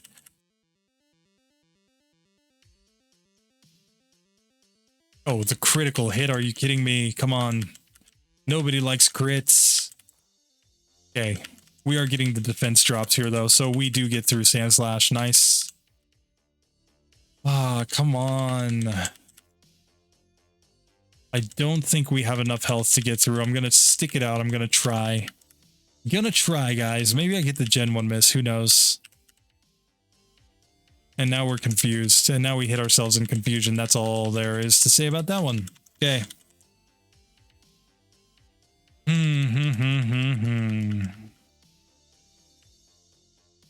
Now, the only argument for going and facing Blaine at this point is that he is going to attack randomly. We're definitely not going to outspeed him, even with all of our badge boosts in, though. And so then it becomes a question of, okay, can we survive long enough? You know, we don't have growth strats here, so... You know, if we can survive long enough to get through him, if he can just be bad enough one time, then it will work out, but... I think that's about the same odds as hoping for this one to just give us the range, you know, to give us one really bad run. So here, I think Psybeam. Oh, we survived Psybeam, but now we need that miss. Okay, we did not get it. So we do actually survive Psybeam when we're on pretty decent health there. That's good to know.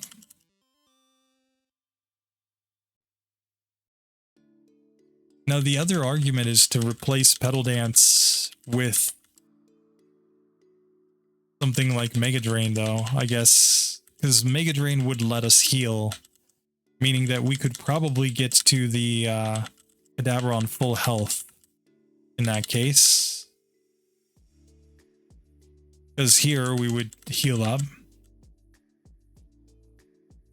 We'd be able to heal up on the Magneton as well, because it's not like it resists Mega Drain. Okay, but we're going to get there on decent health this time. Okay. Psybeam doesn't wreck us in one hit, so there's the level up. Fire Spin missed. Yes, that's what... Oh, and he immediately wakes up. Now it's just we either survive and we hit, or we fail and we miss. God. That was close. He just needs to stay asleep one more turn. He's got a 30% chance to miss with Fire Spin there. That is all we needed at that point. We can see that this is possible. Is it easy? No. Is it good? No. Is it consistent? No. But it is possible. And that is all we need, really, at the end of the day. Possible. Oh, come on. This game giving me the crit. Yeah, and that one is not possible at that point, because we're not going to get through after taking that big Aurora Beam.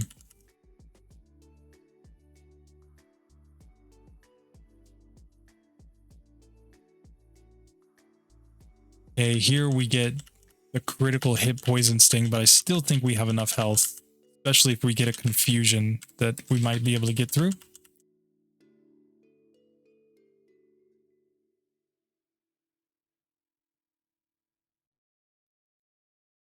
Okay, so we're going to get through this. And the whole point is just that we're losing badge boosts when we get to that final Flareon. So we really just need... Like, ideally, we would get there without, you know, having that risk to lose our badge boosts, but... Okay, so here we're going to be very close on a Psybeam. Confusion, I think we can survive. Okay, we do. And now we just need that miss. Give me the miss, buddy. Nope. Okay. Maybe I'm being too stubborn, but before I go with any further rare candies here... Oh, rip. I need to get a water Pokemon. There is... I've already said, you never need to fight... Or sorry, you never need to catch wild Pokemon in Gen 1, with the sole exception of catching a flying type just to make your routing faster. It's because if you ever need a water type Pokemon, you just come up here, grab the Eevee, get the Water Stone, and you have your water Pokemon to go ahead and run down to Cinnabar Island. So you don't have to get Lapras to go down there. Everybody seems to think that, oh, you have to catch more wild Pokemon to you know, go to Cinnabar. No. You do not.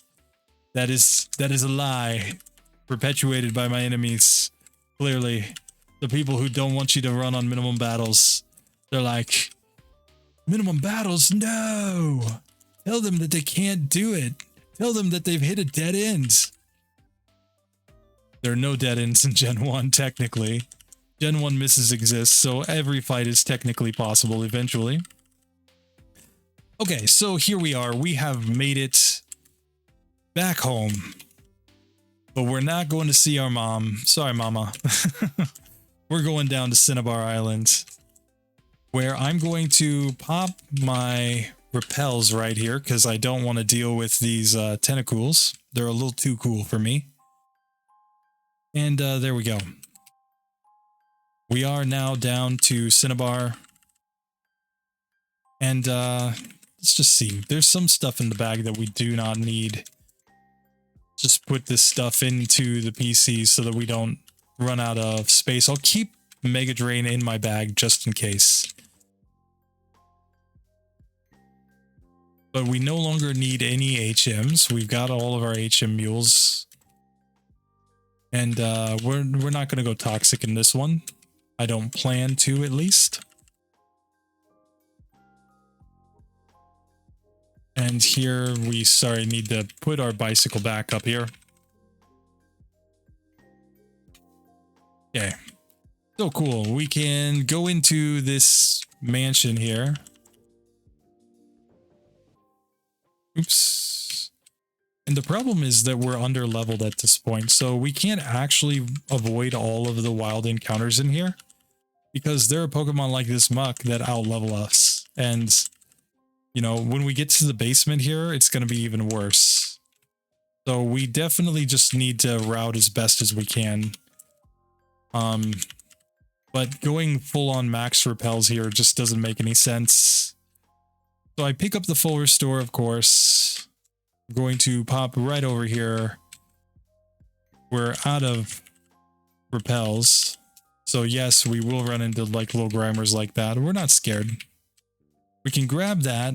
We shouldn't need the Solar Beam TM. We should just be able to get Solar Beam via level up in this one. So we can just grab the 2 rare candies and the secret key, and we're good to go. Okay, so it's time to take on Blaine, at least just to test him out. And if this one doesn't work after a couple of attempts, then we will consider going for the rare candies. So that will be the strat.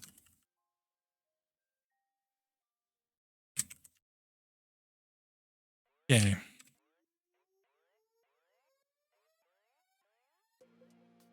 So here we're gonna just answer the whole Blaney boy quiz because, you know, it's how we roll here. And now Blaine time himself. So I'm just hoping to put him to sleep. I do still want to set up all of my swords dances because that's going to be my maximum damage output is acid. And then we're just kind of hoping for him to be dumb. He can use growl, he can use tail whip, he can use reflect. Maybe we won't get knocked out by stomp and things like that. So that's my game plan. Okay, tail whip. That is a badge boost. We like badge boosts here.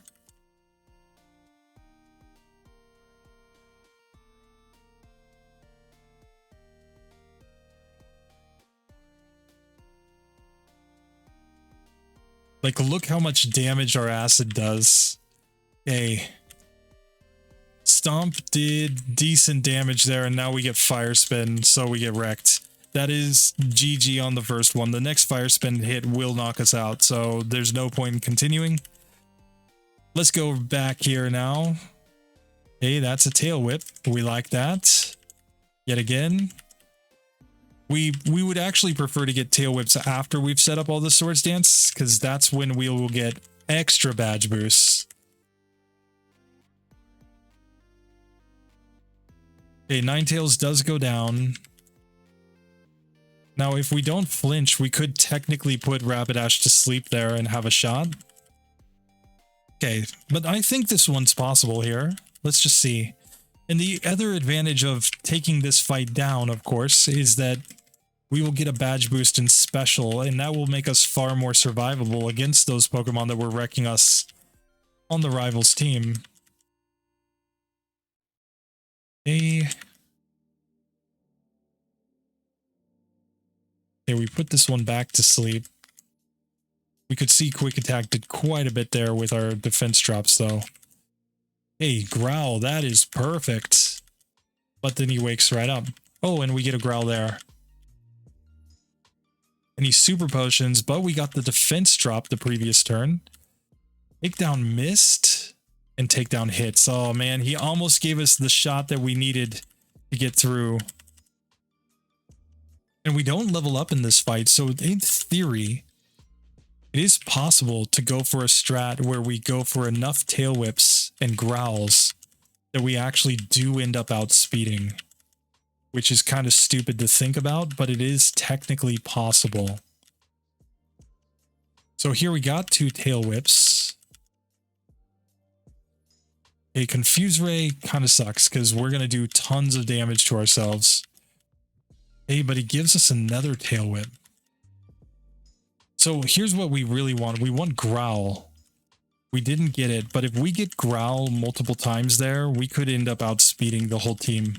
And that would just be stupid. Now, if we had Max DVs at this point, we'd have about ballpark, right? Maybe, how much is it?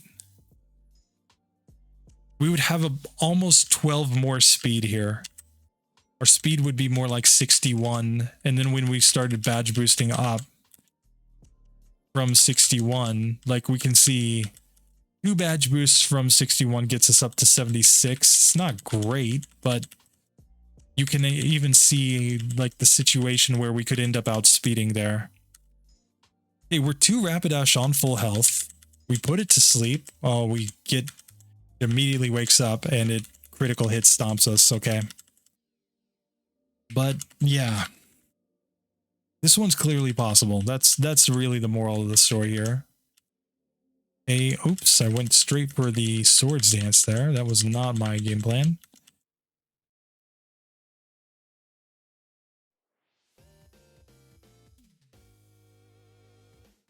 Okay, we're losing that one just due to confusion luck and because I misclicked.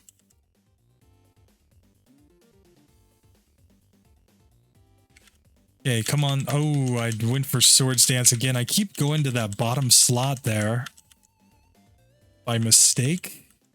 Okay, we get the swords dance there though. We still managed to swords dance. We're no longer confused. Cool, that was great. That was exactly what I wanted. Oh, and look at all the crits we're getting here. Okay. We get through on full health. Stomp is going to do a lot, but that's fine.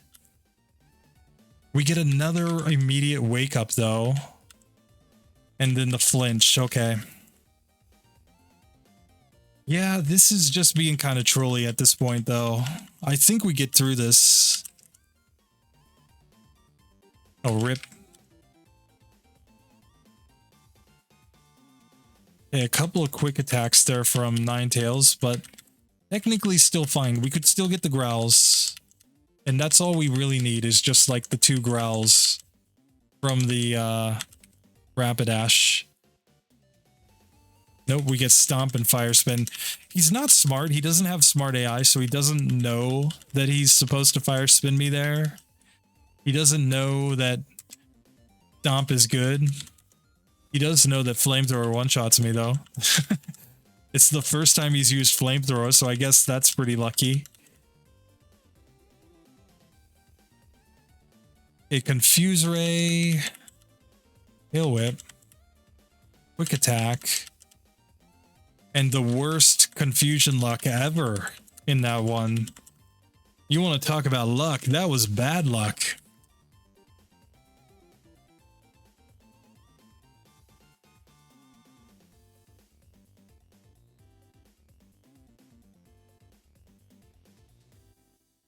Okay.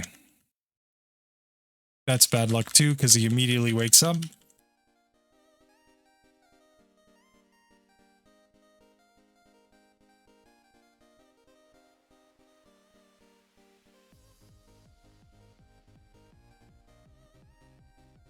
Oops, so I'm using acid by accident.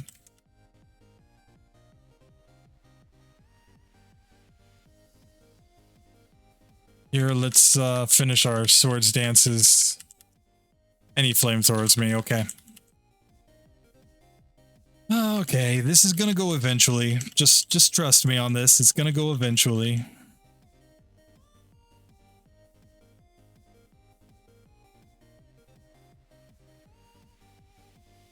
We may be here for a while, and technically we gotta keep in mind our score's 10 points lower than this because we had a broken TM. Because we learned Bide earlier on.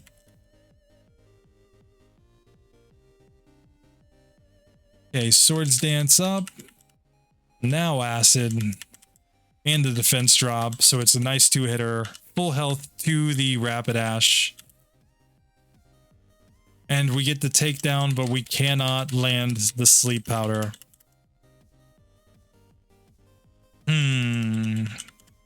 The luck is just not lining up for me in this one.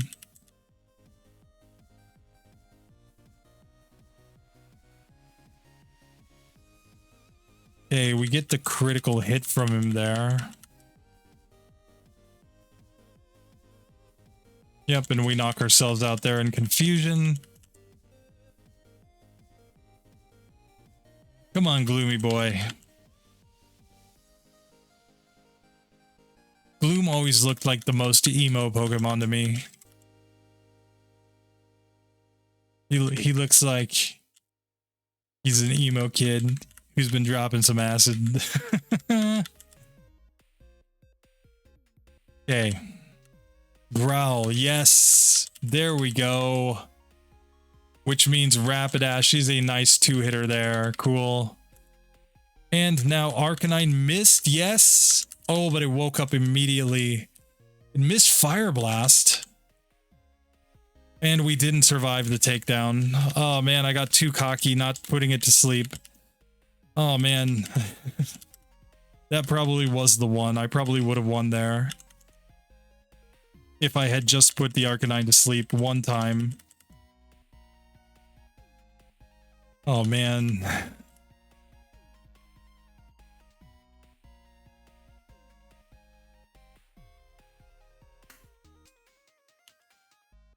Okay, sorry, I'm turning a fan on. If there's a sudden hum in the background, apologies.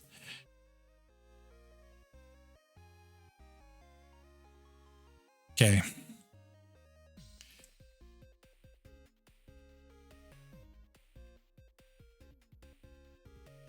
All right, so here we go. Swords Dance up. Okay, we got another Tail Whip, which is fine. And we get killed there. Come on. Come on, Blaney boy. Don't do this to me.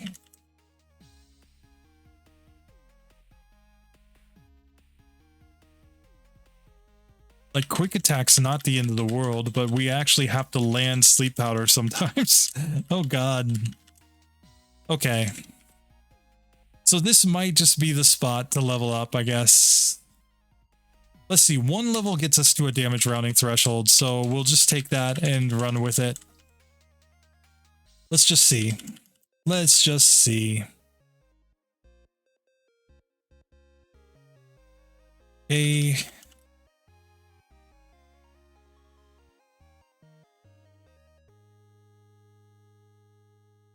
Okay, so there. Acid is a 2-hitter, nice. Didn't even get the defense drop. Takedown is fine. Doesn't destroy us. We don't have any defense drops, which means Rapidash is a nice 2-hit KO. Now, no Fire Blast. Oh, I called it. Oh, come on. Come on, game. I knew the Fire Blast was coming. Fire Blast can also miss.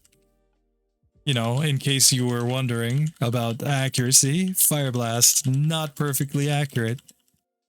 But this game doesn't care. It's like, hey, you get destroyed by this flamethrower instead. Oh, man.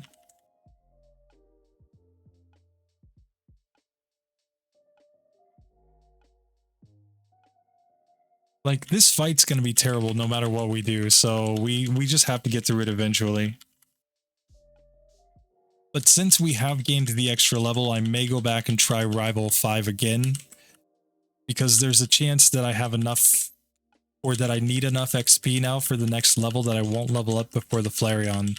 And if that's the case, then obviously that fight will be possible at this point. So I'm going to take 2 more attempts here, and then I'm going to run back down there. Or back up there, I guess, technically, to Saffron. We're at the bottom of the map right now. We should go back up the map, you know. Come on. Okay, there is the Tail Whip that I needed. Here is the Swords Dance that I need. Come on, sleep, buddy, sleep. Yes. Yes, be very sleepy, okay? And we get the Flamethrower. Game over. Game over. Okay, so let's go back and try Rival 5 instead. Because if we can get through him, we can fight Justine James, we can fight Giovanni. We probably gain another level over there. Maybe even 2. And then we, you know, don't hate our lives quite as much as this. So let's just see. But yeah, the whole issue with Gloom is speed. And the reason I don't like Max DVs, and I especially hate vitamins, is because you can basically just nullify this weakness of Gloom by just, you know, literally adding 12 points to its speed stat right here, so 62 instead, and giving it a bunch of stat XP and speed so that it can, you know, actually like go fast enough to beat opponents, as opposed to playing it for what it is, you know, which is a slow grass type Pokemon. So here we're going to put this Sand Slash to sleep, of course. Now it should only take the 2 Swords Dances to outspeed here. And we're going to stick with the same strategy, the acid to drop defense and just gradually knock him out strat. Now here, we need to put this one to sleep as well, because it does have a super effective move. Critical hit was bad, but it's going to be a 3-hit KO still. Now Magneton does not go to sleep. Oh, still does not go to sleep, you jerk. But here we can knock it out in 2 hits, cool. Kadabra, don't kill me. Oh, a critical hit killed me. Oh, come on. See, I call my shots pretty much every time. Pretty much every time I call exactly what's going to happen in the fight. This is how you know I've spent more time playing this game than any human being ever possibly should. Is when I basically know the RNG so well that I don't even have to guess. Like, I just know, like, okay, this is how this fight's going right now. So this is what's going to happen next. So here we're going to take down the Sand Slash. We put Cloyster to sleep, it wakes up, we put it back to sleep immediately. That's a pretty standard setup right there. And a 3-hit KO, as I said before. So now, Magneton, go back to sleep, buddy. Here, acid. And acid. Now we just need to not get killed right here. Come on. We did not get killed. That's nice. We still level up, though. And Ember ends us. So, yeah. It's not like gaining those additional levels has made us consistent here. The question is, how far are we away from not leveling up here? Because if we can get close to not leveling up here with like one more rare candy, then that's probably the play. We just need to know what the situation is. And again, it's just worth noting. So if we were on max DVs, we would already outspeed everything except Kadabra in this team. With a Pokemon that is supposed to be terribly slow. And that's kind of my issue, I guess, is that I don't like that on max DVs, basically every Pokemon will outspeed most of this Rivals team on max DVs. Okay, Psybeam's scary, but we do... Ooh, we didn't one-shot. Are you kidding me? It's a range there. And we get the Fire Spin. Okay, so game over there.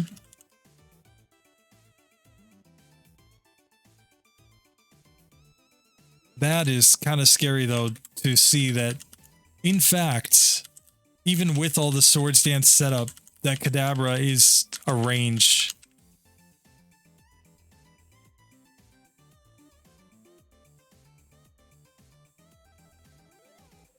Okay.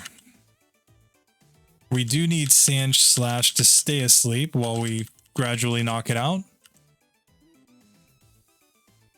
Okay, there we go. I went for it because we got the defense drop. That's all we really need there. A 3-hitter here once again. Okay, we're confused. That's bad. And we get the Sonic Boom, which is also bad.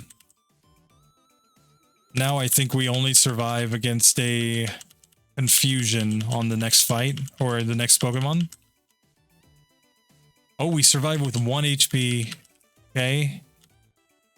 And Fire Spin hits. So, yeah.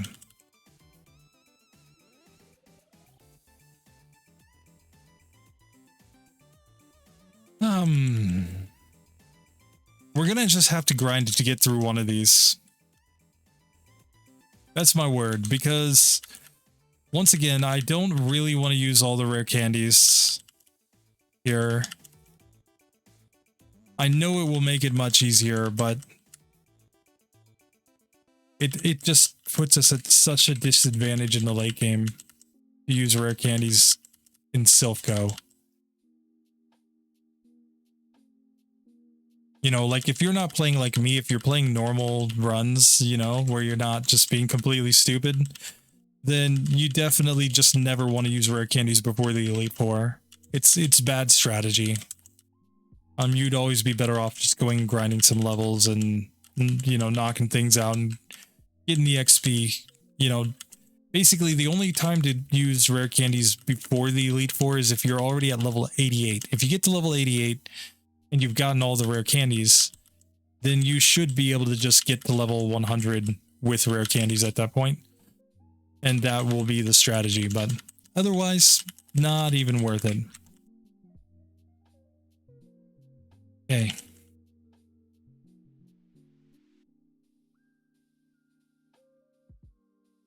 Let's go more Swords Dance.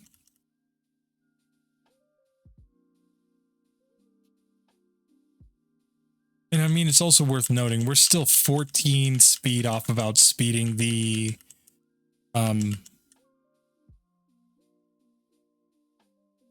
whatchamacall, the Kadabra here. So it's not like we're close to outspeeding, and if we just, you know, kind of grind it out, we'll get there.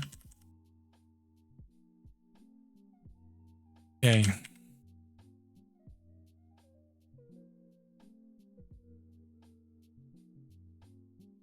Okay, we're on good health here. Let's see if we get confusion. Yes. Critical hit confusion, but I called confusion. The crit is what did it though. If not for the crit, then we're getting to the Flareon on decent health. And in that situation, I don't know, we might just be able to survive and even an Ember, but I don't know. I don't know how much Ember does there. I'm sure if we were on full health and we got there, we would be able to survive the Ember.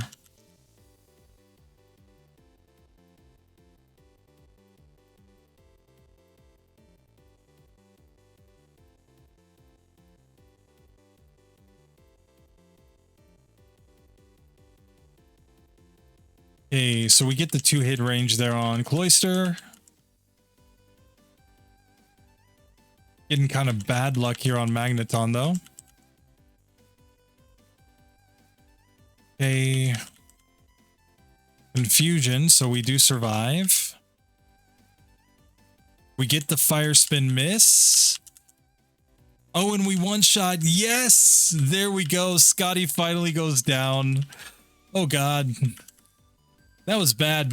We're up to 60 resets in this one. Oh, God. Yeah, this is not going well. But we won, so we can feel proud of ourselves, I guess. But that's the kind of luck that we need in this one, apparently. Alright, so let's get into the fight with Jesse and James now, understanding that we have a strat here that will work. Put this Weezing to sleep, set up Swords Dance, outspeed, and now we just need to maybe put it back to sleep and now just use Acid.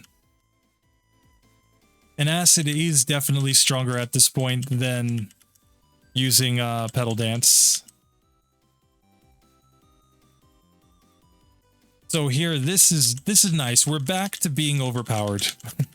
We're back to being strong. Here, we'll just wreck this one. There we go. Cool. So here, let's get into the Giovanni fight, because his Nidorino is also going to give us an easy setup at the beginning, because it's only going to use Poison Sting. And that will give us the chance, I think, that we need to set up here. Okay. I'm out of sleep, so... But we do outspeed at this point, so we can just do that. And that. Now, we've leveled up. Oh no. Here, I'll set up another Swords Dance, but now I'm actually going Petal Dance the rest of the way, I think. Okay, we get paralyzed, which is not great.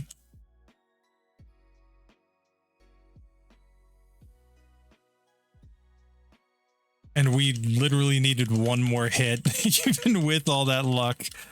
Oh, God. Okay. So this is a spot to elixir. We just need to sleep and then we get through this one just fine. But I mean, we nearly knocked him out without even using sleep strats. So clearly this one is just fine at our current level with our current moveset. There's nothing to be scared of here. But the whole reason that Pedal Dance is bad is just, you know, it just doesn't get the badge boost.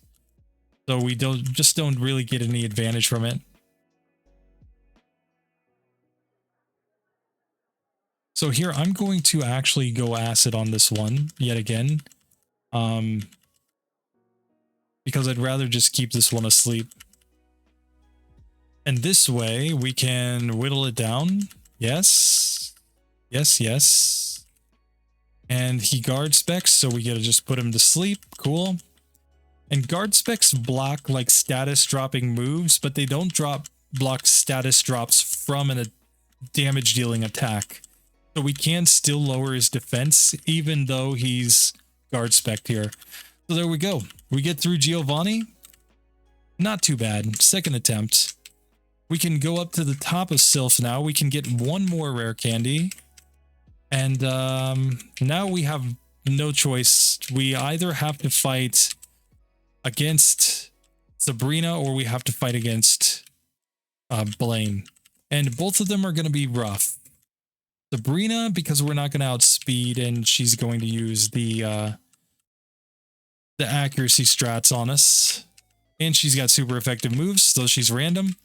And Blaine, because he's random, but he's going to use the super strong fire moves.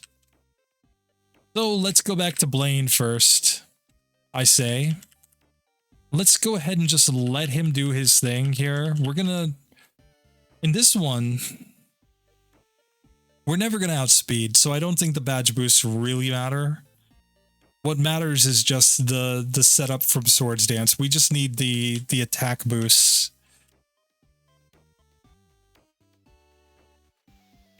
Come on. There, we finally put it to sleep, but I don't think we're getting through on this one. Unless we start getting really stupid luck here, which is, I guess, technically possible.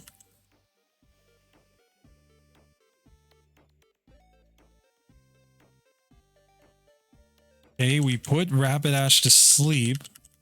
Okay, now we just need a reflect or a fire spin or a fire blast miss. He reflects, which means, like, yeah, acid's not going to do much damage, but if we manage to keep it asleep... Oh, now I'm nervous. Okay, go back to sleep. Yes. Okay, defense drop. Yes, there we go. Okay, we got through Blaine. Oh my god. My sixth sense, it came in just as I said, like, I'm not going to win this. I was like, but what if I get the best luck possible? Oh, yes. Blaine goes down. So clearly the fight's possible. It's just not good. Minimum battles is not good, but it is possible. So now in Sabrina's gym, here's what we're hoping for. We're hoping for her to X defend turn 1 on the Abra. If she X defends, then we can put it to sleep. We can start setting up our sword stances, and then we might just be golden.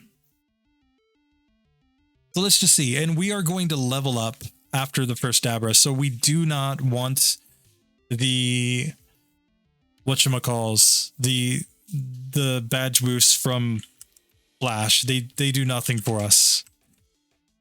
Okay, she missed Flash. That's fine too. Okay, we get one Flash, but we put it to sleep. Okay, we get 2 Flashes now.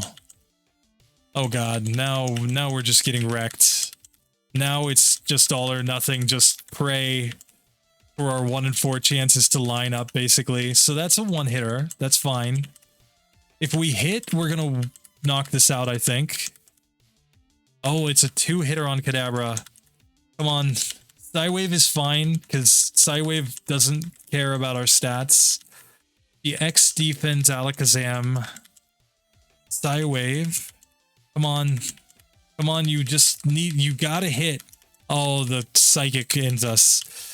Okay. So here we can do this. I know we can do this.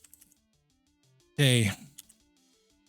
Swords Dance. Oh, I wanted to put this one to sleep. Oh, she misses 2 flashes in a row. That's beautiful. You beautiful, beautiful specimen, you. Abra. My favorite Pokemon. Because it knows how to lose. And we get a critical hit and get 1 shot there. Probably doesn't matter. I'm not sure. We have the badge boost in special, but I'm not sure it matters the critical hit. Okay, there's the X defense turn 1. But then we get the flash.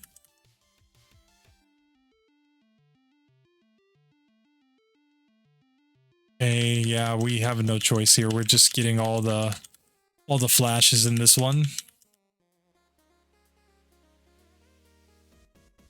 And yeah, we did not survive there. Even with badge boosts in special, it just wasn't enough. Or I guess we didn't have any badge boosts in special, did we? Because we leveled up. Okay, if we just have 1 accuracy drop, but we can get all our setup off, we might still have a decent chance here. Okay, there we go.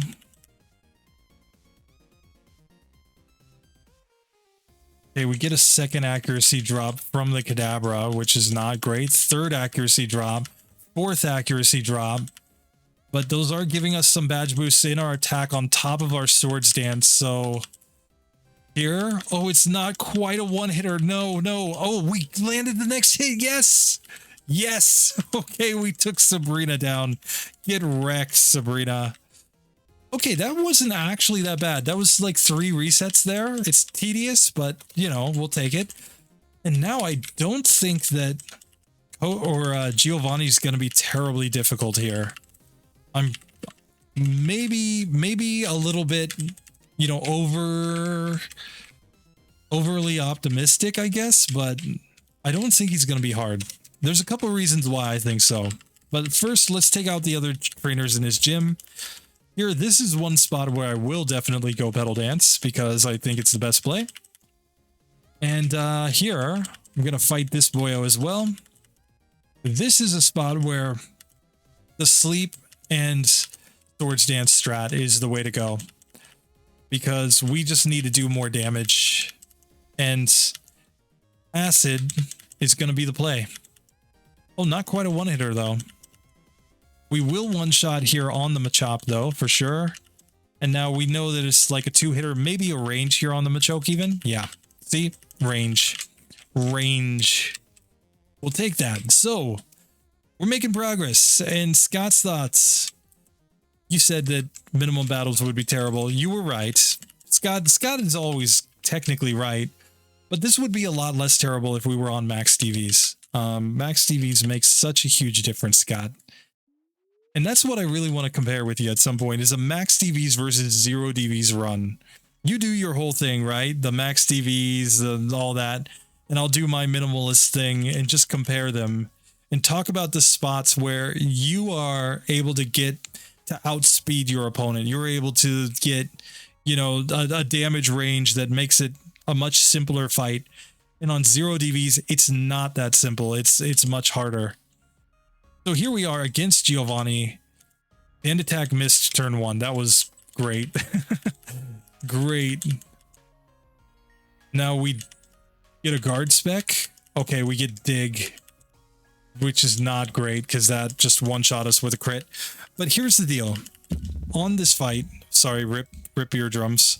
On this fight, if we are able to get through the first 2 Pokemon, we have effectively won the fight. And the reason we will have effectively won the fight at that point is because we just then have the 2 Nidos that actually will not use any attacking moves against us. They're just going to go for Leer and Tail Whip. And then the Rhydon, we know Petal Dance will 1-shot it. We will outspeed at that point. That is one spot that I'm actually not nervous about. Oh, we get a critical hit. Oh, and he gets the crit. No, we didn't need the crit there. No crit, and I think we get through the Persian just fine with all of our attack boosts here.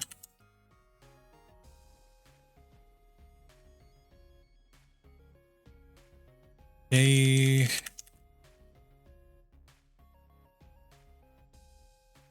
So here, let's try this again. Now, the reason I'm not going pedal dance here is because I don't want to become confused. And with the non-crit, that would be like a 2-hitter. But unfortunately, we get the crit. We don't have a great crit rate. You know, less than 8%, 7.81 is not a great crit rate. And still, we just can't avoid the crits when we don't want them.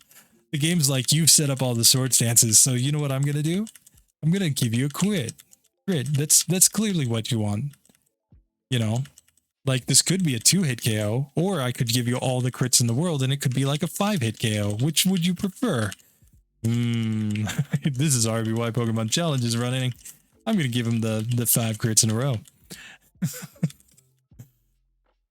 The only time I'm lucky is when I'm not lucky. There we get wrecked by a critical hit. Of course, Fissure can one-shot us here too if it hits. So basically a critical hit Earthquake, critical hit Dig, or a Fissure will one-shot us every time. But that's fine. That's just par for the course. It does not merit going for any sort of like, you know, rare candies here or anything like that. Because we will get through this fight within a reasonable number of attempts. We literally just have to knock out 2 Pokemon. Oops, that was a misclick. Crit. Oh, and now the Sand Attack. Just to add some insult to injury, he goes for the Sand Attack. Okay, so we knocked that one out. Now we actually need to hit. We get a Screech, which is kind of good and kind of bad at the same time. But we do manage to land the hits. Okay. So here, the only play is Acid. And we're missing a bunch even with just the 1 Sand Attack. And yes, I know they 4 times resist our Acid. That's not really the point though, because we just need to knock these ones out, and I don't want to become confused and like accidentally knock myself out since I have all the Swords Dances set up. The whole point with Swords Dance is that it's great until you get confused. When you get confused, it just completely wrecks you, because when you have that situation of Swords Dance, the game uses your own attack and defense stat to calculate how much damage you do to yourself when you hit yourself in confusion. Okay, here I now have no choice, I think, but to go Pedal Dance. But if we hit ourselves in confusion, there's the one-shot, right? We one-shot ourselves because we had such a high increase in our attack stat, and we were -6 in our defense stat. You can see them over on the left in red numbers. Red and green numbers representing stat boosts and stat decreases. And yeah. That one was all about that single Sand Attack basically just destroying me. He goes Fissure and misses twice. That's good. Oh, the critical hit Fury Swipes. No! And then we get the Slash. That was terrible. Terrible. Like, he does not need a critical hit Fury Swipes there. And get the 4-hitter on top of that.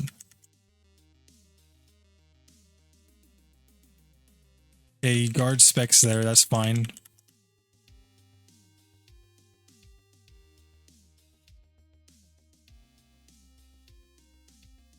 Hey, I don't think we survive here. Oh, we just barely survived there. Okay, so now I'm really hoping for Screech or Double Team. And we do put it to sleep. Oh, but it wakes up immediately.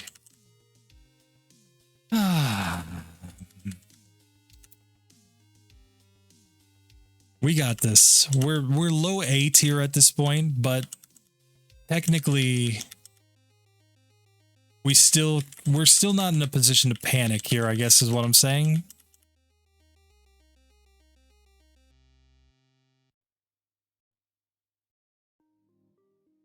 Okay. So there we go. We get through that one. Fury Swipes. But guard spec, there we go. So now we get through without any accuracy drops, which means now we can do the acid strats here. And the tail whips are just going to give us badge boosts. It's going to be tedious, as it typically is, but you know, we can get through this. And we've got more than enough PP to get through both of the Nidos now. You know, like we've leveled up here, but it really shouldn't matter. You know, he's just going to keep giving us more badge boosts. With the Leers, we can get the defense drops, and yeah, the acid strat will work out here. So now on the ride-on is where I go pedal dance and just one-shot it just like that. So there we go. Level 47, we have beaten that fight. We are all the way up to 73 resets. One normal TM. We added one broken TM. It's not showing, but it does have us on a low A tier finish. We're actually at an 81.7 on the tier list right now, which is, you know, not terrible, but not great. It's just meh, you know. But we do still have a decent number of rare candies for going to the league. We're gonna get 2 more, so we're gonna have 7 for the league. And I think it's gonna be fine. Think is the operative word there, though. So here, let's fight our rival, Scotty boy. I'm going to put your sand slash to sleep. I'm going to set up my swords dances here. And it's more acid. It's just a more consistent move. And we outspeed at this point, so this is actually pretty simple. You know, the type disadvantages just don't even matter to us anymore. See if we can just one-shot execute. Yes, we can. So now Aurora Beam kind of sucks, but we have a badge boost in specials, so we are far more survivable here. The Kadabra at this point does no reflect, so there is a chance that it won't even damage us. Oh, we got a Gen 1 miss, god. That happens a lot in my runs, though. I'm like, oh, look, Gen 1 miss. Okay, so we knocked that one out. And yeah, we don't outspeed, we get psychic, we're dead. Fine. We got pretty bad luck there. Oh, wait. Oh, God, we didn't save after Giovanni. RIP. That's terrible. Okay, let's just try to get the luck again on this one. Just don't be stupid, Giovanni. Just, I mean, be stupid. Yes, use the guard spec. But just don't be stupid like, you know, getting crazy luck and crits and all that. Okay, we put Persian to sleep. That's nice. Yeah, so this one we're gonna win for sure. So here I'm just gonna spam the acid till we manage to get through all of these Pokemon. Okay, so we managed to knock that one out. We're gonna take some Leers, that's fine. We're just getting badge boosts and special. It's just making it even better against the Rhydon here. So now Rhydon, time for pedal dance. And there we go. So there we go. We got through. No problem. No problem.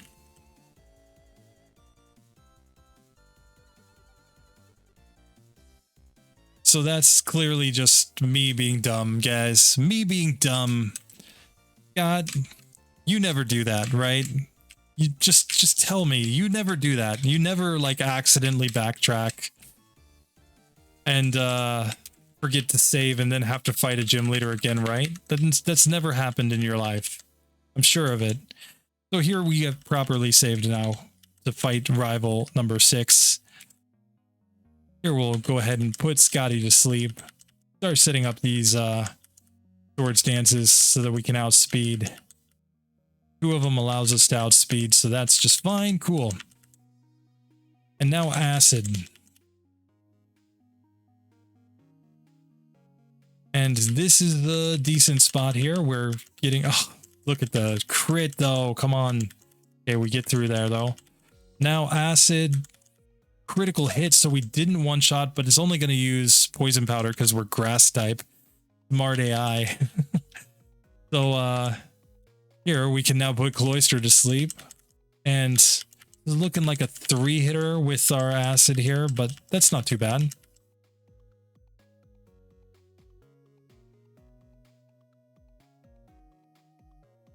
And I've just noticed a problem. We are going to run out of acid here. The greatest problem in the world. We've run out of acid. Oh no, we've run out of acid, boys. Which means now we have no choice but to go Petal Dance. And so now I think we die against Flareon. Because I didn't heal. Yeah.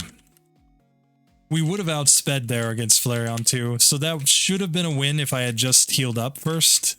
If I had just recovered my PP. Because, you know, having only 12 PP in acid is kind of a problem. You need more acid, guys. Just more acid, clearly. That's the way this goes. This is why the algorithm doesn't promote my videos. YouTube's like, this is unacceptable. What? The Pokemon move is acid. This is probably why Scott's Thoughts doesn't want to use acid in his runs. He's figured out the algorithm and he knows I'll get shadow banned if I start talking about acid in my run.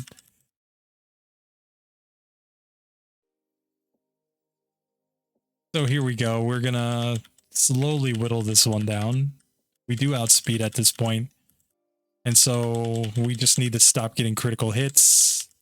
Now we don't even need to put Execute to sleep because it's not going to do anything. And here we do need to put Cloister to sleep because it's a 3-hitter and it will use Aurora Beam on us. We'll take that one down though. Nice. Magneton goes to sleep. So yet again, pretty nice. And here we're just hoping for a non-crit from Kadabra. A nice non-crit there. We get Reflect after that. We've missed. Okay, he uses Reflect again, even though he had Reflect up. Good job. Good job, smart AI. Here we've leveled up. Oh, and we don't outspeed. What was I talking about? For some reason, I thought we outsped there. And it's not like we're close. You know, like we're just barely over leveling up here. So we might just have to rare candy? Not sure. Okay, let's just try again. I mean, Flamethrower obviously wrecks us no matter what.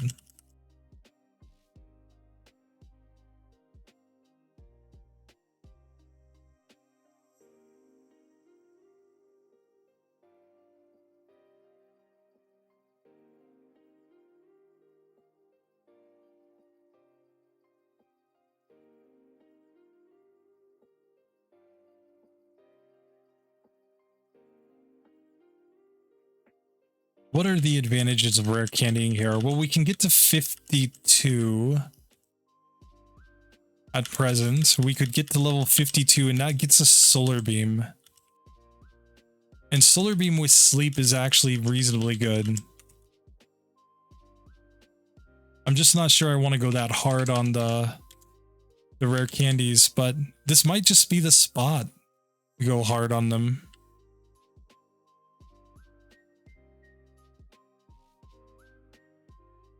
We'll still have 2 in the bag, at least.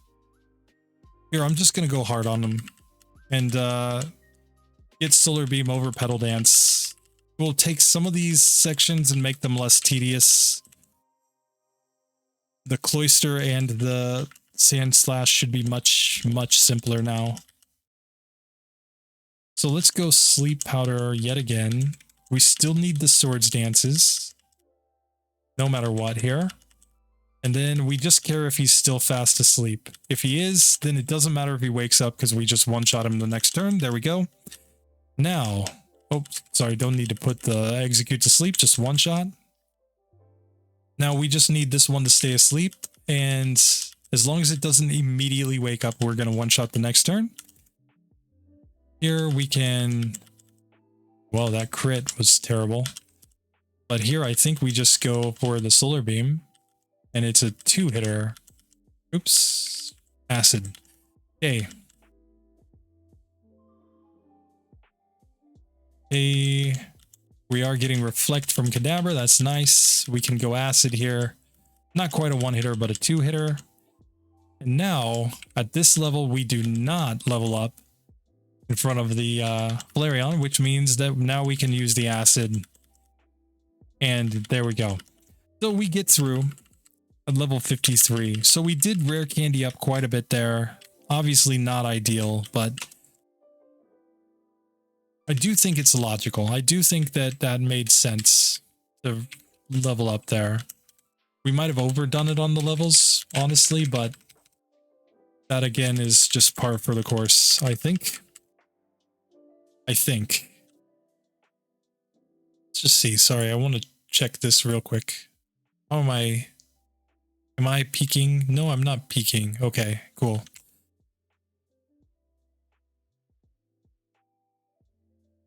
Okay, so now we have to do a little bit of housekeeping before we go to the Elite Four. We have to get the rare candy over here in the power plant, of course. We need to route back over to go through Victory Road, but I mean, we can do either.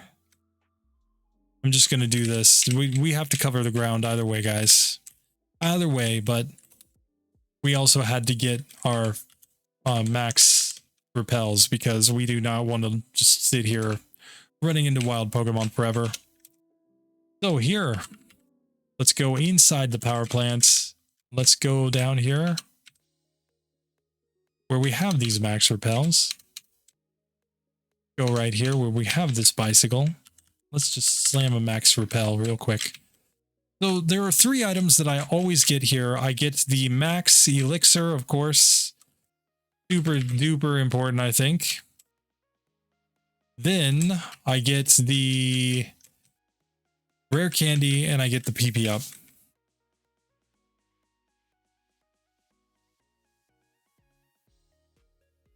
These are the 3 things that I always need.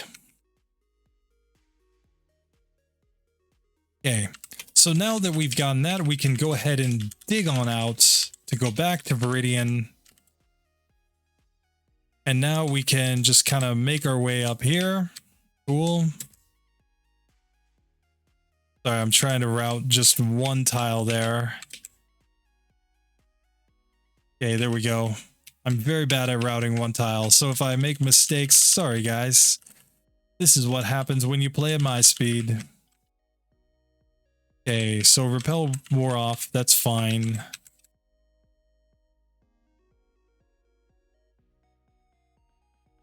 Okay, Vaporeon, do your thing. Here we go.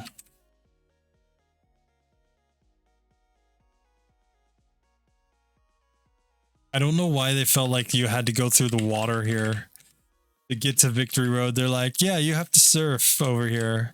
You can't just, you know, walk like a normal human being. No, that's totally unacceptable.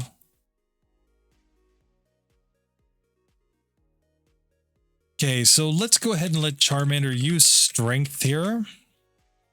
And let me talk about my strategy for the Elite Four. Basically, we have badge boosts from Swords Dance. It's not quite as good as having growth with a Bellsprout or a Weepinbell, but at least we have a badge boosting move. The second thing that we have at our disposal is I'm going to drop a save right here just so that I can route. The second thing that we have at our disposal is we have coverage. We have Acid to take down anything that we want to hit with physical attacks. And we have Solar Beam to take out anything that is weak against grass. So with those moves, I think we have a pretty decent situation going here. We shouldn't be terrible against most of the league. And I think the champion will be possible. I think we're going to want to rare candy just in front of the champion. And I don't think there's any way for us to avoid the level up just in front of the Flareon. It's a very common thing in these runs where you get right in front of Flareon and then you level up. And the reason that it happens is just because the final battle is the only one in the entire game with 6 Pokemon. And they're all very evolved Pokemon, strong Pokemon, you know, that whole thing. So that's really going to be the potential wall here, is that we're going to run into that situation right there where we are directly standing right in front of the Flareon, and then we lose our badge boost, he outspeeds, and he one-shots. And in that case, we're just going to have to hope and pray. But the Flareon does know Reflect, and I do believe it will think that that's super effective against us. So we have at least a 1 in 3 chance, I think, of getting a non-damaging move. So yeah, I've gone overkill on those, whatchamacalls. I still have Mega Drain in the bag if that turns out to be useful. And we have 2 rare candies. So let's just see. Time for the Elite Four. Lorelei time. Let's see how she goes. Prima, as she is known, the absolute legend. But we have super effective moves against 4 of her Pokemon, but they're also super effective against us with ice moves. So this is going to be kind of hard, I think. Please go rest. Aurora Beam. Okay, we get rest there. And we get wrecked on the first attempt. And this is with all of our rare candies being used at this point, so...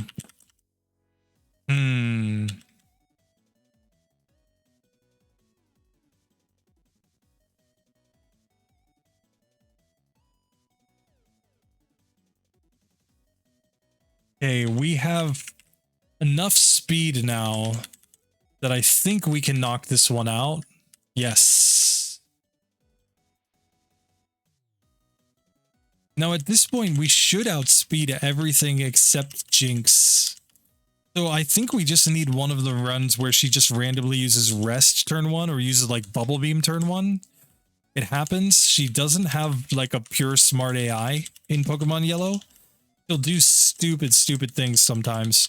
And then I think we have a chance. Because we're just going to need to survive the Ice Punch from Jinx, basically. That's what I'm actually scared of in this run. Because here, after we set up the Swords Dances, we will outspeed everything else. So here, that's an easy one-hitter at that point. Okay, we land Sleep Powder this time. So we get an easy, nice one hit there.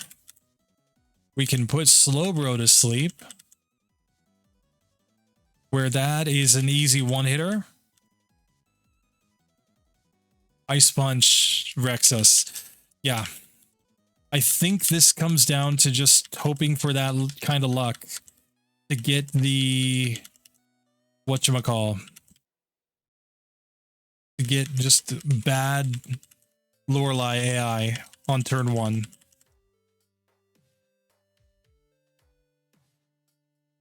So this one's just going to take some resets, I think. Not going to happen often. It's just going to happen sometimes, but when it does happen, it's going to be perfectly fine, I think.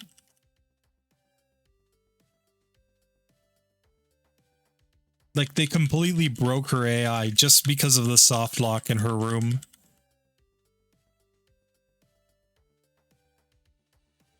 Okay, so there we go.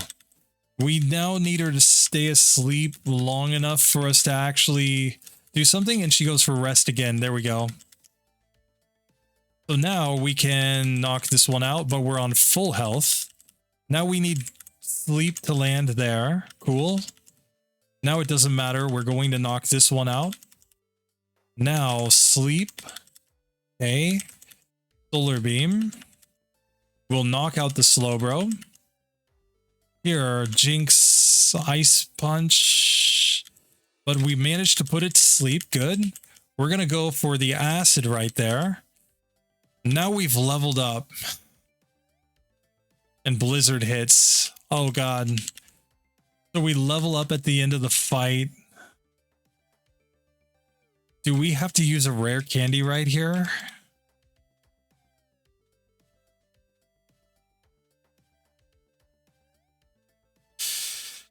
Oh, God.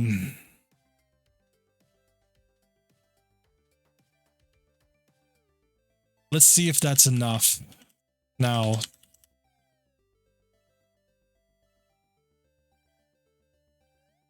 Okay, we get the rest from the dugong. But now it goes Aurora Beam, so we're probably going to lose this one.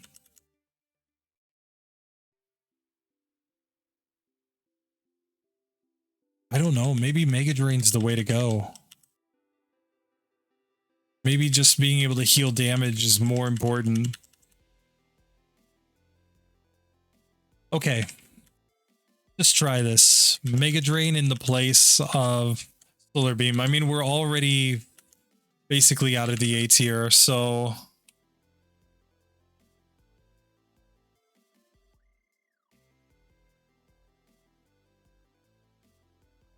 Because I'm just thinking if we can get far enough in this fight with health, then I don't think it all matters, really.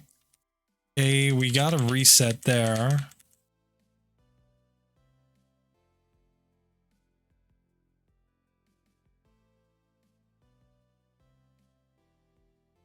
Okay, she goes rest twice in a row. That was good. Now, Swords Dance, Swords Dance. She rests again, so Lorelei just doing Lorelei type things. But now Mega Drain obviously isn't as strong as Solar Beam is, but might not matter. Okay, we managed to knock that one out. Cool.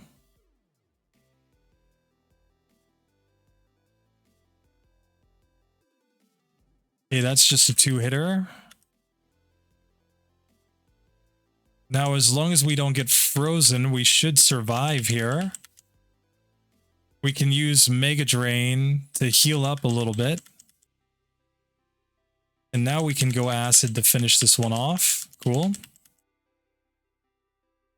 Now, can we survive Blizzard? No, we cannot. Okay. We might just need even better luck here to get to the Lapras with more health than that, or we might just need to grind here for the Blizzard Miss. That is also a possibility, a very distinct possibility.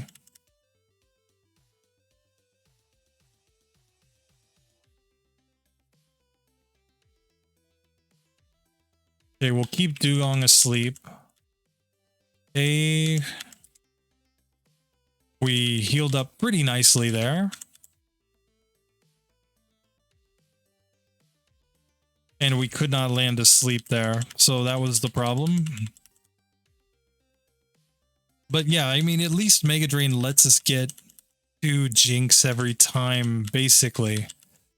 Okay, takedown's fine.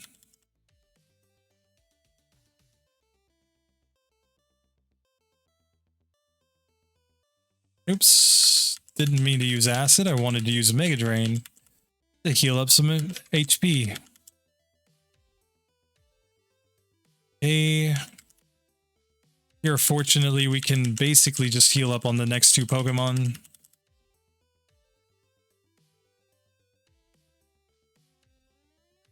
Okay. So on full health, I think we just go Acid here. Doesn't matter that she used the super potions, because we're going to knock it out before it wakes up. Cool. So we're on full health here. And now I think we just have to hope for the miss. 10% to miss with Blizzard. So, like, basically we'll get there to Lapras most of the time now, I think. If we don't get that critical hit. And as long as we can land sleep a reasonable percentage of the time.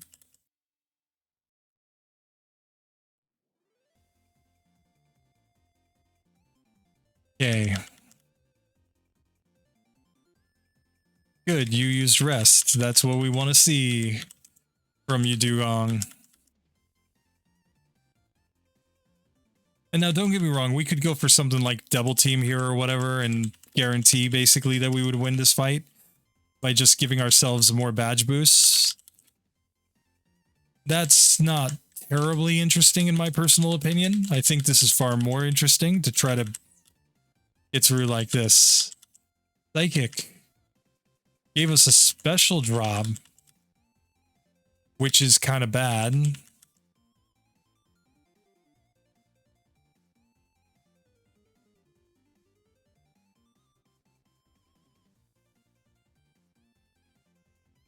Now I'm using Mega Drain here because I want to heal up off of this one. That is the whole plan.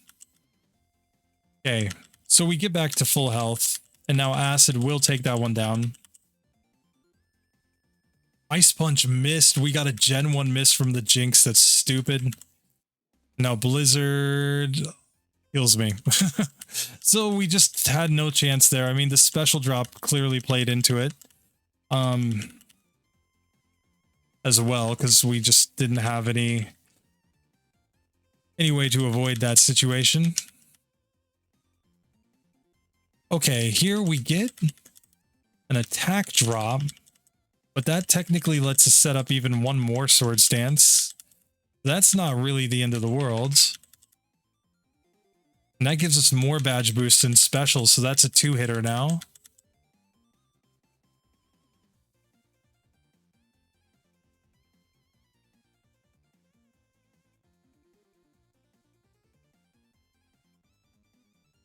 Okay. And maybe the badge boost and special makes us more survivable against Jinx. I'm not sure.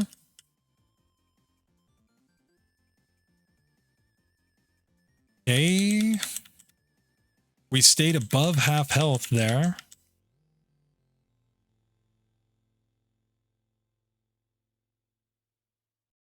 And she's super potent, so that's fine. But now Lapras, and it lands the Blizzard. We cannot get the 1 in 10 chance for that to miss, you know? I mean, it's the same odds as her landing a freeze on us. Is for us to get the miss that allows us to win. You know, so that's what you have to think of this luck as. We're basically going for the same odds as getting a freeze.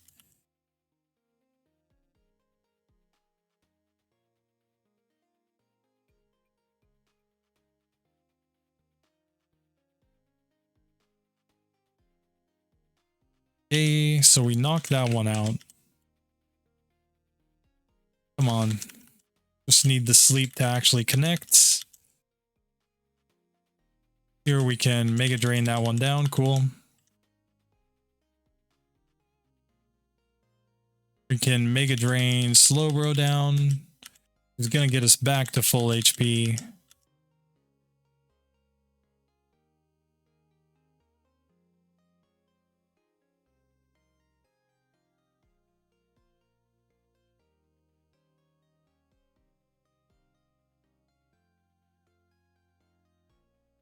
Okay, so now it's just a matter of getting the miss. Did not happen. Okay, so time to go back to the rare candy strat. And let's just test this fully now. Because now we can get to Lapras basically every time. So let's just see if it results in us being able to also outspeed Lapras by not leveling up. We need 9,000 XP. I think we might be able to get this one. Not sure though. Okay, let's put him back to sleep. Okay, nice healing up there. Acid there. Okay, Cloyster goes to sleep. That's nice. We get a heal up. And now Acid will take that one down. Cool. Dinky puts Slowbro to sleep, so we can drop the Acid here, and this one's gonna go down just fine. We don't even need to worry about it. We're just doing this so that we have more Mega Drains for the Lapras, assuming we get there. Oh, and we get Frozen Solid. Rip. Rip, rip, rip. It was bound to happen eventually, right? We were bound to get frozen.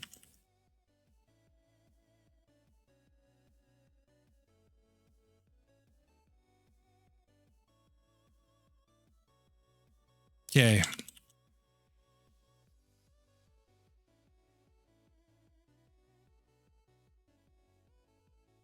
Here, sorry, let's use acid to finish that one off. Okay. Like, I'm also just looking at the situation where I lose my badge boosts, and the best strategy is to at least heal up later on, so...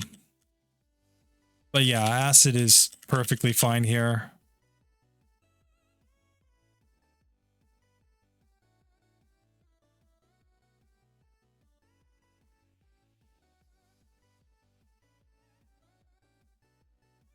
Here, I guess we should just knock this one out. Oh, and we don't level up here, so we still outspeed. Yes, okay. So clearly, the rare candy was the strat here. Now we can go for the Mega Drains. And I guess acid to try to knock this one out. There we go. Okay, so we did beat Lorelei there. And fortunately, I do not think that Bruno's going to be too hard, but I am going to PP up here. I'm going to put some PP ups into... acid. I'll put 2 into Mega Drain as well, just so that I have more PP. I don't really want to have to recover PP right here. I mean, I guess I have enough items, but just try without it. So Bruno time. This guy, absolute beast. Everybody knows Bruno's supposed to be worthless, but then in my Paris run against Rosdor, he completely destroyed me. So, yeah. Let's get some revenge. Some sweet revenge on this one. Excuse me. So here, the game plan, I think, is to badge boost up. Now, we can just drop a Mega Drain there. Here, I think acid is fine on the Hitmons. Okay, Ice Punch did damage, but, you know. Okay, we're still outsped by the Hitmonlee. That is his fastest Pokemon. Oops. We get the X defend from him, but I think that's fine. Onyx, I don't think we need to mess around. Just Mega Drain and get back pretty close to full health. Now we can put Machamp to sleep. That's going to be a 1 hit and a 2 hit. And we level up, and we're in pretty good shape going into Agatha. You know, we're not going to be in much better shape by, like, you know, getting access to a rare candy here. So, yeah, level 56. Let's try Agatha. Let's see. Might be terrible, but I'm going to give it a shot. We should be able to badge boost up our speed, but we're not going to outspeed the Gengars for sure. So we're going to have to keep them asleep, but really we are also worried about confusion here, because if we get confused after we set up all of our Swords Dances, we're going to get pretty well wrecked here, I think.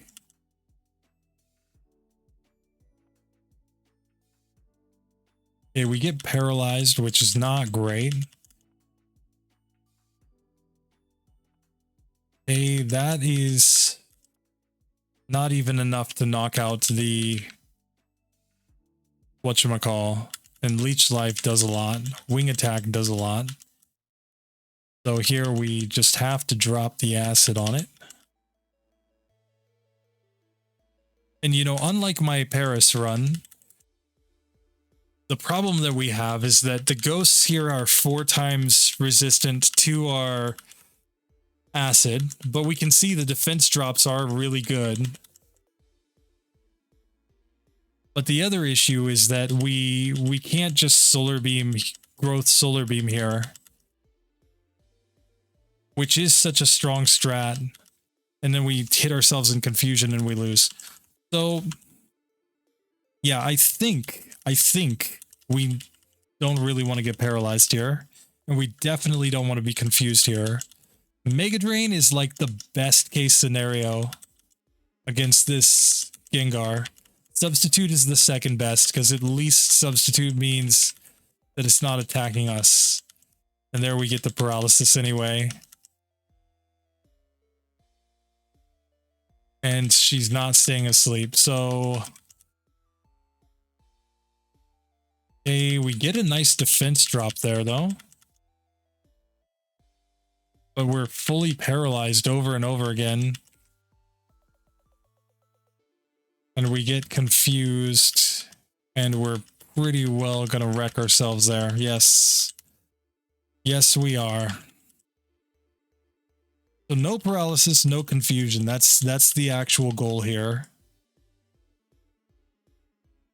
And we don't have enough rare candies left over to get any like damage rounding thresholds or anything here.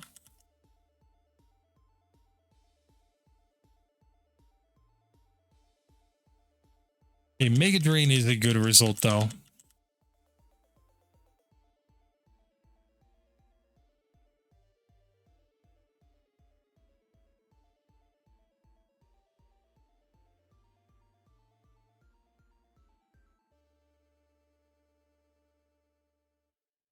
Okay, I'm no longer confused at least. Here we can get the defense drop. Golbat's going down. Okay, that's good. Now we're confused again though. We do manage to land the hit though. And we get the acid. We're no longer confused as she switches to Haunter, who's using Dream Eater even though we're awake. That is nice. Now acid. Yes, okay, there we go.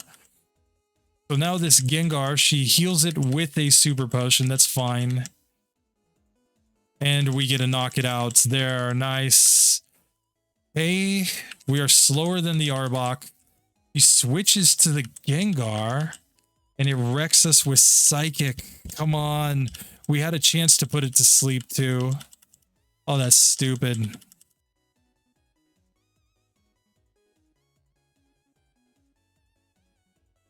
Okay. So here we're going to Swords Dance up.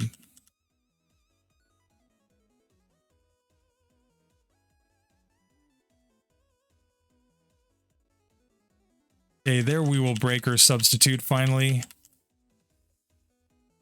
Oops, didn't mean to use Swords Dance again. Meant to use Sleep Powder. There we go. Okay, no longer confused at least, but now we're confused. Oh god. Mega Drain does nothing, but we knock ourselves out. Sorry. Sorry your ears. Rip.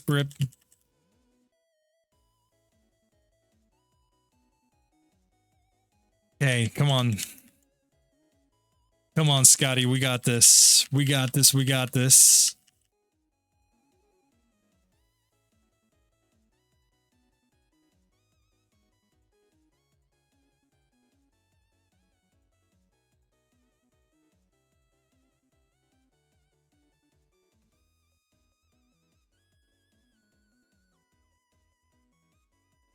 Here, Acid is the only play against the Golbat because Mega Drain will do literally nothing, but we can knock it out. Cool. So here I'm going to go Acid and Acid. Acid? That was a crit. That's not what we wanted. The good thing about Acid is that it has a lot of PP. Like a lot of PP. Okay, we get paralyzed here, but at least that means we're now immune to hypnosis. So I guess there's that. Acid does knock that one out. Okay, let's snap out of confusion, please. Okay, no more confusion. She is super potioning on this Gengar. We get a nice defense drop there, though. And we are able to knock out the Gengar. It's too weak for a substitute. Yes, okay. Now she's going Wrap strats. So come on.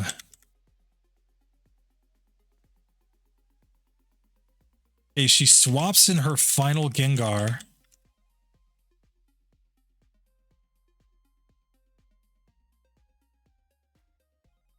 We get a nice defense drop there on the Gengar. It wakes up. We get confused.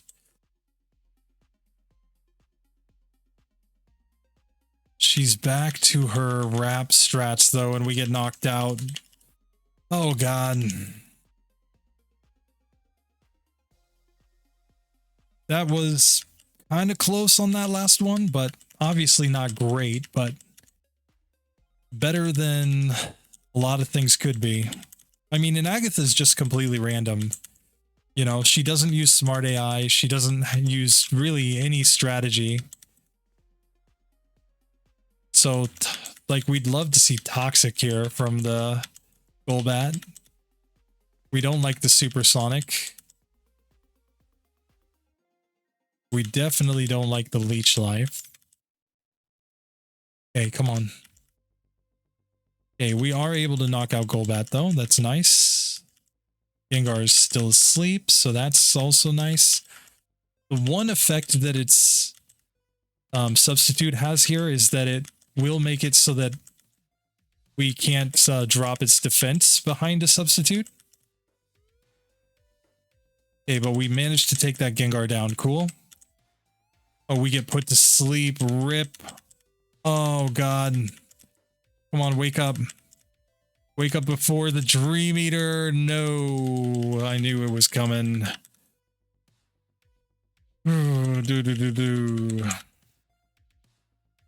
So we have crossed 100 resets at this point, but that is to be expected in these 0 DVs minimum battles, no TMs runs. And this Pokemon is currently like high B tier based on the other results that I've gotten. Not a fantastic result here, but I didn't really expect Gloom to be very good, to be perfectly honest. Based on its low speed. Like, speed is the key in solo challenges, really. If a Pokemon is fast, it has a decent chance to get through the game. And if it's not fast, it tends to be pretty terrible. Okay, I'm going to use Mega Drain here in order to try to heal up a bit.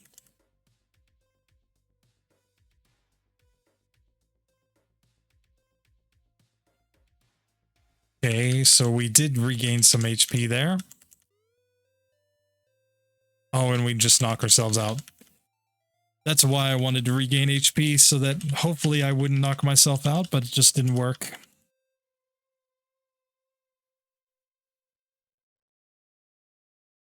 But I do just think it's worth noting that this fight is technically going to be possible eventually.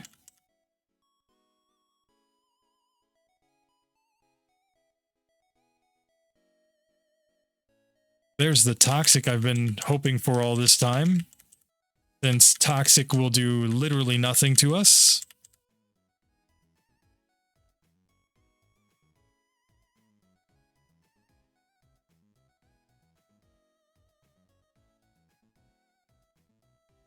And I definitely like when she uses Substitute and then just starts swapping out like a dummy.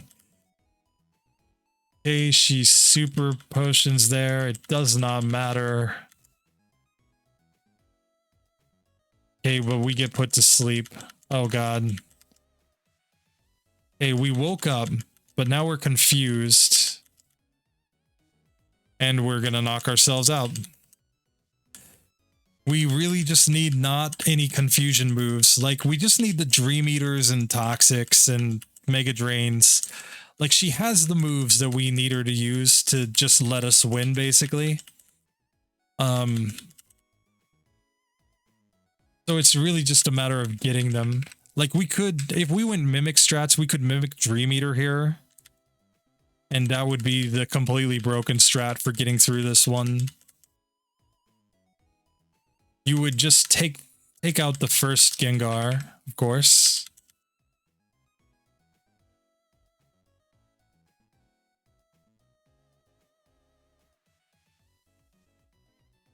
Hey, we take that one down. That's nice.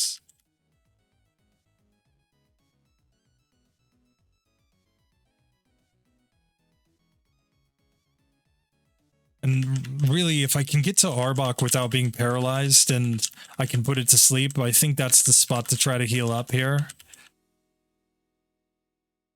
Okay. We get Lick and Confuse Ray, and we're gonna knock ourselves out.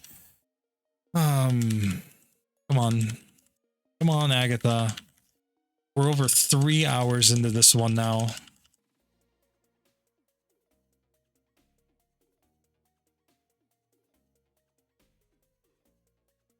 Now, the only advantage of paralysis is that we are already outsped, and we can't be put to sleep now.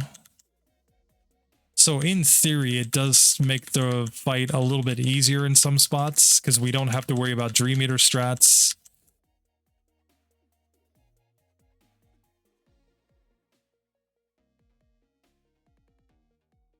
The problem is that we just don't... There's no way for us to get protection against the confusion strats. So we lose that one. I mean, there is a way to protect yourself against confusion strats. It's substitute, but... you know, that's why this fight is actually broken, in my opinion. That's where, like, Mimic becomes broken here. The easy strat for getting through would not be to change any of our other moves. It would just be to add substitute. And substitute would allow us to do some pretty broken things.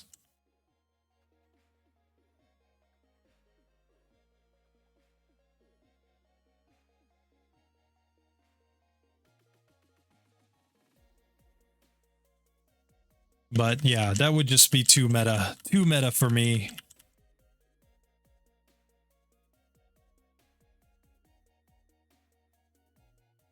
Hey, we got a nice defense drop there. So Gengar's going down.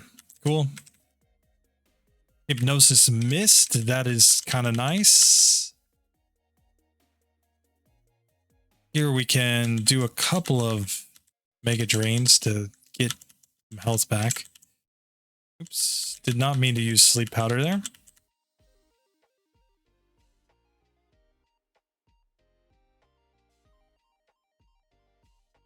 Okay, we get put to sleep, and we get Dream Eatered. Oh, man. The Agatha fight. The Agatha fight. You know, I mean, there's a simple solution. Just level up. Level 100, we get through easily, right? But I'm going to stay at level 56 on minimum battles.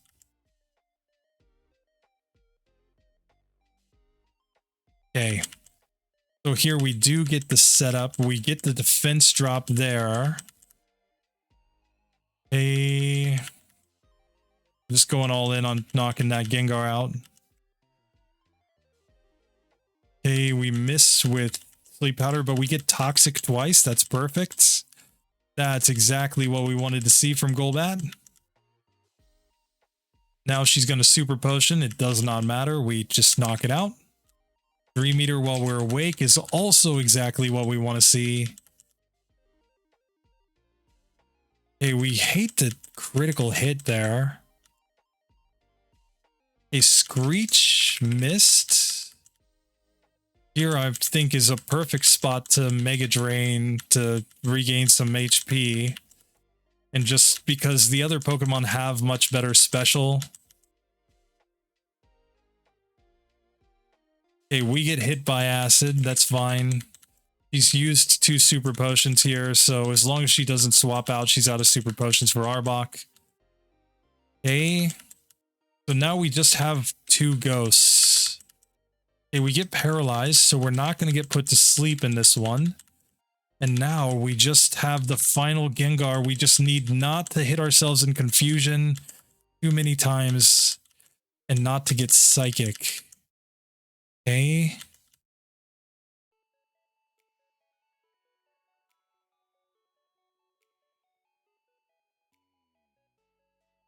Now I'm getting nervous that it's going to wake up. Oh, and we get Psychic and we can... Oh, did I have 6 HP remaining? Oh, ugh. God. Okay. I thought it was 0. I thought it was dead. So I reset too quickly. All right, but good to know. Maybe we can just barely survive there with the right luck.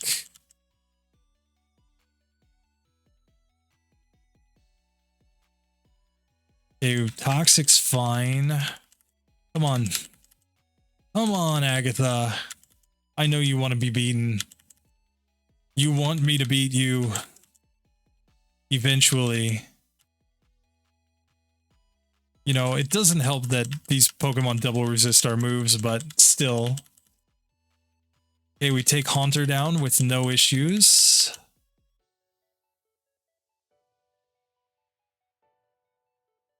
Really, the only things we care about on this Gengar are not getting paralyzed and not getting confused. Okay, we're back to Arbok. Fails a Screech, so that's fine. We're just going to use this chance to heal up yet again.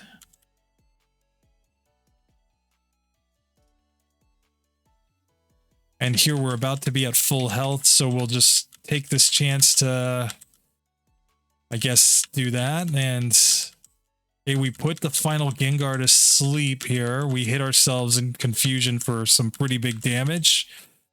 We get Psychic. Okay, and that one was a critical hit, so we did not survive, so I did not reset too quickly there. Oh, God. Come on. Come on, Agatha. I know this fight is possible. I mean, it's obviously possible. It's just a matter of not getting terrible luck. You know?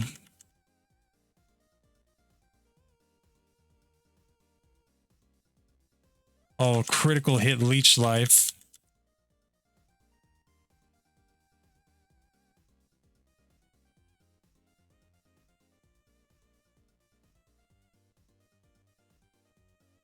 Yeah, we get knocked out. Do do do do do do do do do do.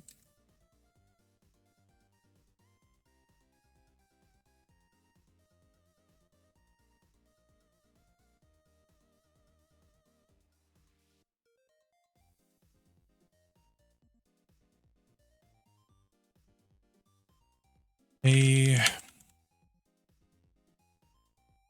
nice defense drop there on the first Gengar.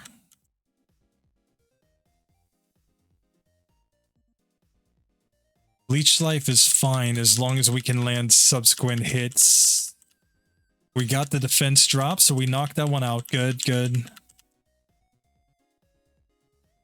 She uses Mega Drain, so we get to knock out the Gengar. That's nice. We get hit by Hypnosis, though, and Dream Eater. Oh, we survived. Oh, God. Reset too quickly there, too. I was sure I was dead. Sorry. Sorry. It's alright. This isn't my optimized run. In my optimized run, we're clearly going to have to get more levels.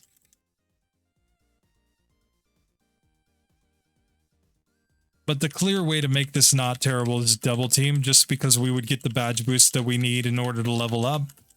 And we would be able to dodge attacks. But, you know, where's the fun in that, right?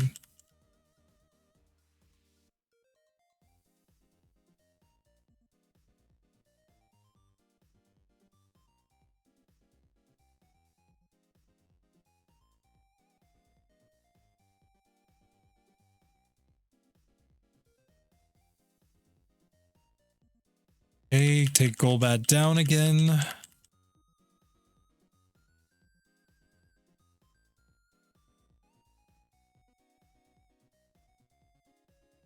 Okay, and it was too weak for Substitute. Good. And there's the Hypnosis. There's the Dream Eater. We survive. We woke up immediately. We get another Hypnosis. We wake up immediately. We put it back to sleep. Oh God, this is so ridiculous, this fight. I think we need to heal though.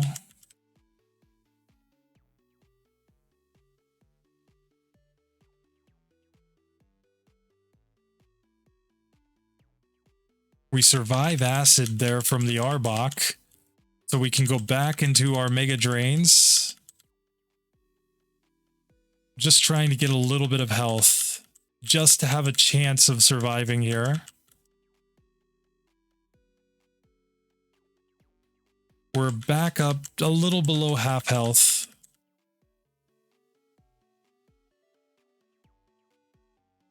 Okay, we knock out the Arbok. We're just below half health here on the final Gengar. It is asleep. We get the defense drop. Okay. Oh, it wakes up. No. We get confused. We hit ourselves. Okay, we put it back to sleep. Come on, don't hit yourself. Okay, it's still asleep. No, confused no more. There we go. Finally. Finally. Oh god, we're up to 180 resets in this one. Oh, this is stupid, but we did manage to beat Agatha. Now we have to deal with Lance. Oh god.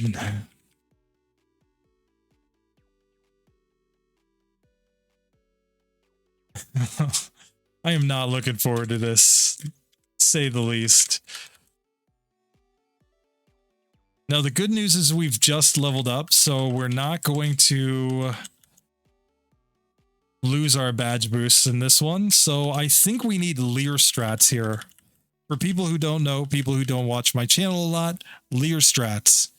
When we let Lance's Gyarados use Leer on us as many times as it wants, that's all we're hoping for, Leer. It's not going to use Hydro Pump, so it's only going to do Hyper Beam, Dragon Rage, or Leer.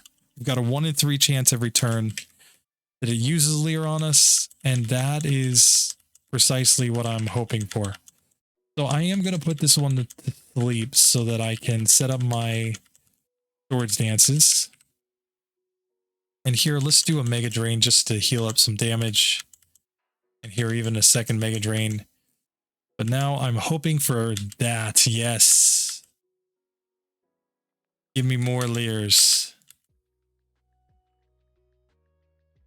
Yes. The problem with Leer strats is that you get knocked out then by the Hyper Beam. But the Leer is enough to let us at least outspeed the Gyarados there. We might need one more to outspeed the Dragonite, and then we're just going to have to hope for luck against the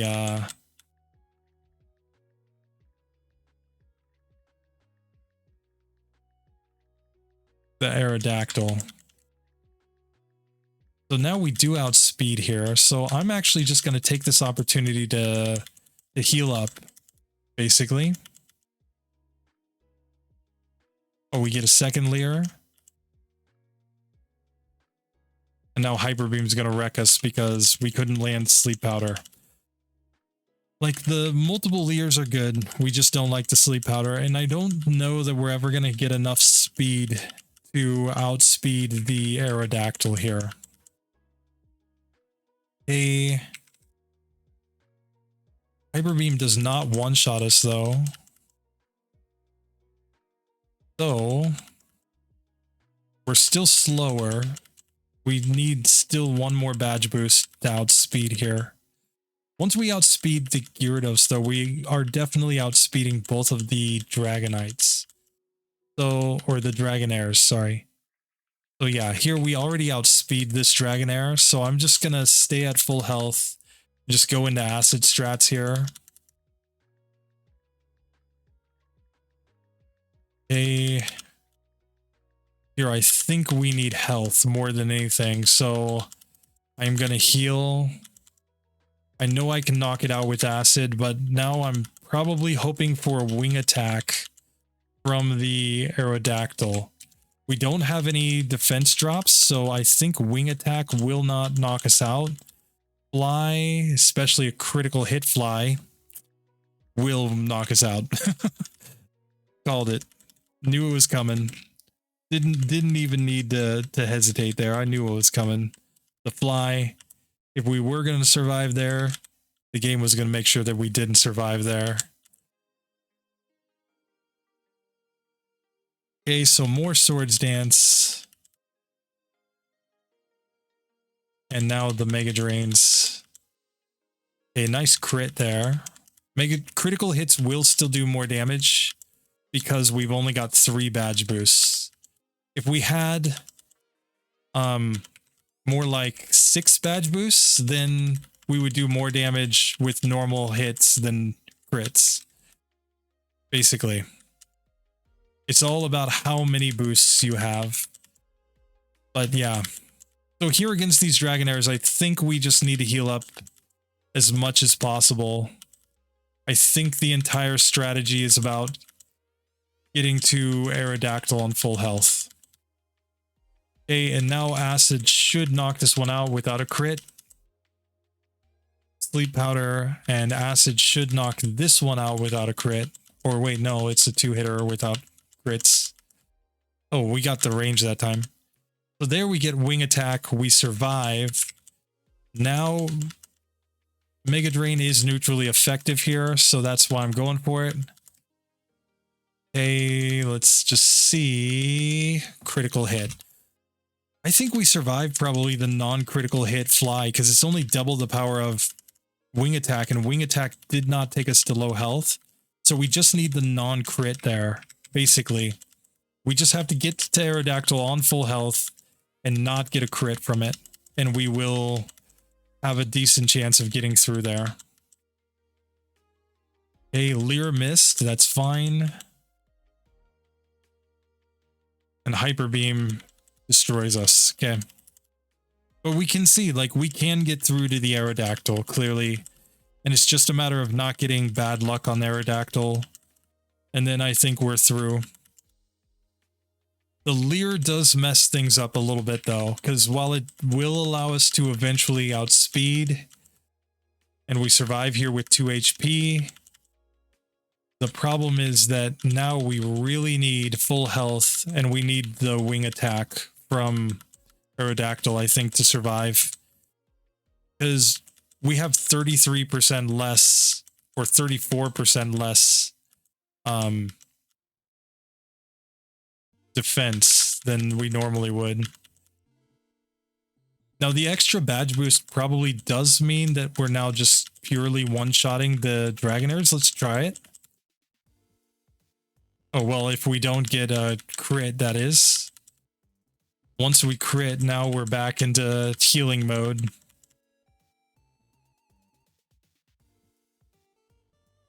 Okay. We are going to get back to full health here, so... which I think is just mandatory to have a shot. Now we can knock that one out. Cool. Yeah, so Wing Attack did slightly less than half. And we miss, and that's all she wrote. Okay. KKK. Like, this is clearly possible. It's just about getting the sleep luck that we need. That is all she wrote when we can't even land a single sleep powder. Remember, sleep powder is 75% accurate. It should hit most of the time. It's just, we're just getting really bad luck rolls here.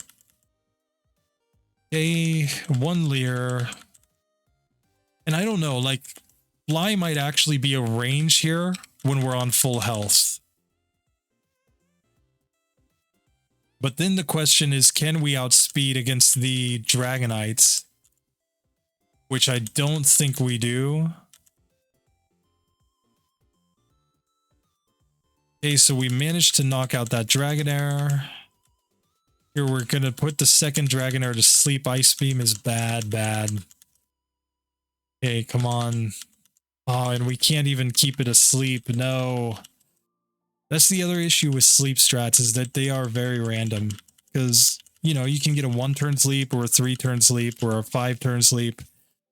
7-turn sleep. You just don't know what you're going to get when you use the move. You know, even when it lands, you just don't know.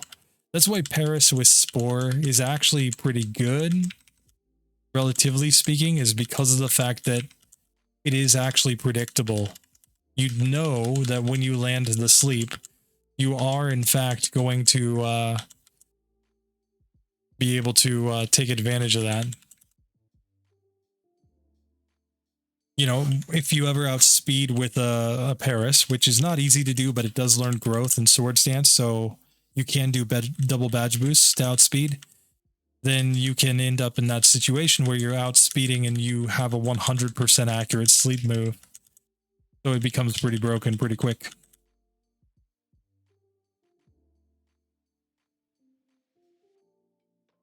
Hey, come on. Come on, buddy. Hey, we are all healed up now, so let's go acid. Get the crit. No, come on. Okay.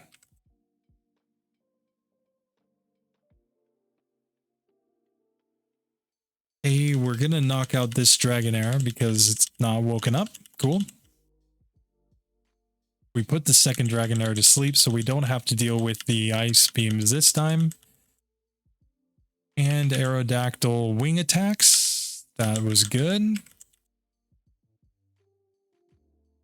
Now, the reason I'm healing here, I'm going for the Mega Drain strat, is because I want full health on this final Dragonite. It's going to go Blizzard and Fire Blast. I'm really hoping that I can survive. Okay, I do survive there. And wait, are we? Yeah, we're in a speed tie. Okay. So here, I just need to land one more hit. Yes. Okay, there we go. We have beaten Lance 3.5 hours, but we are still on minimum battles. We added Bide early on, which was a broken TM. We've actually added two more TMs here, so the TMs on my system are just not showing right. I'm going to have to figure that out.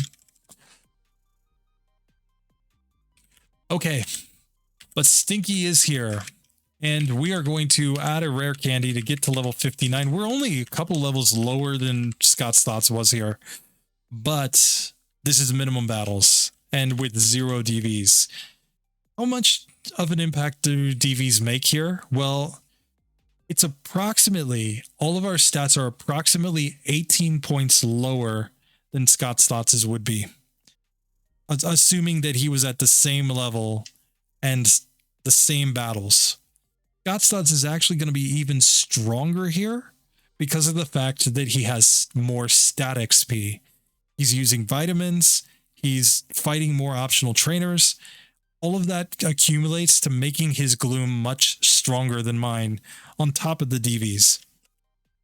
So what ultimately it means is that if I can beat the game with this one, yes, is it terrible in some spots? Yes, but we've effectively, you know, gotten here lower level and without having to go mimic strats, which to me is huge, because if you go mimic strats on the Elite Four, like, it's broken.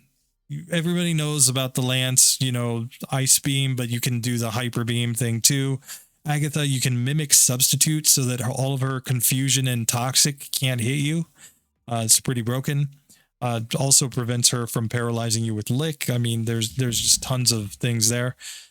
Bruno's just bad. And then Lorelei, you can mimic Amnesia from the Slowbro. You can mimic Withdraw from the Slowbro if it helps you. You can mimic some coverage moves. You can mimic just all kinds of stuff. Rest if you don't have it. So, yeah. All right, so here we are. Scotty boy, he's been waiting here for quite some time for me to show up. 3.5 hours, in fact. But I am here. And the champion is going down. I'm so confident the champion's going down because the Sand Slash, right? It's going to just use Poison Sting. That means I can set up, and I've got Mega Drain so I can heal up. I've got Acid for Alakazam and Exeggutor. We'll be fine against Magneton. We'll be fine against Cloyster. It just comes down to the Flareon. And we get through the Flareon. Oh, and I didn't recover PP. Oh, God. Okay, well, I might still have enough if I just mostly go hard on the acids here. So here, I'm definitely going Mega Drain. That's the only play, I think. He wakes up. Now I'll drop Acid. Okay. That's fine. Fine, fine. Now Alakazam's gonna hit us no matter what. I think we just have to go straight into attacking it. Oh, and we got the crit. I think we one-shot there without the crit, so... Oops. And if I have to reset here anyway, I may as well actually recover PP. Hey, max elixir time. Stinky is ready to go now. Oh my god, Stinky, Stinky. This is a stinky run. Probably the worst grass type that we've seen in the challenge so far. Because Bulbasaur is up there in the high A tier, and its evolutions are in the S tier. The Bellsprout line is all S tier. You know, Oddish is going to be terrible. Vileplume's going to be meh, I think. I think it's going to suffer from most of the same issues as its unevolved forms. It's just not going to have to use Bide earlier on, I think. But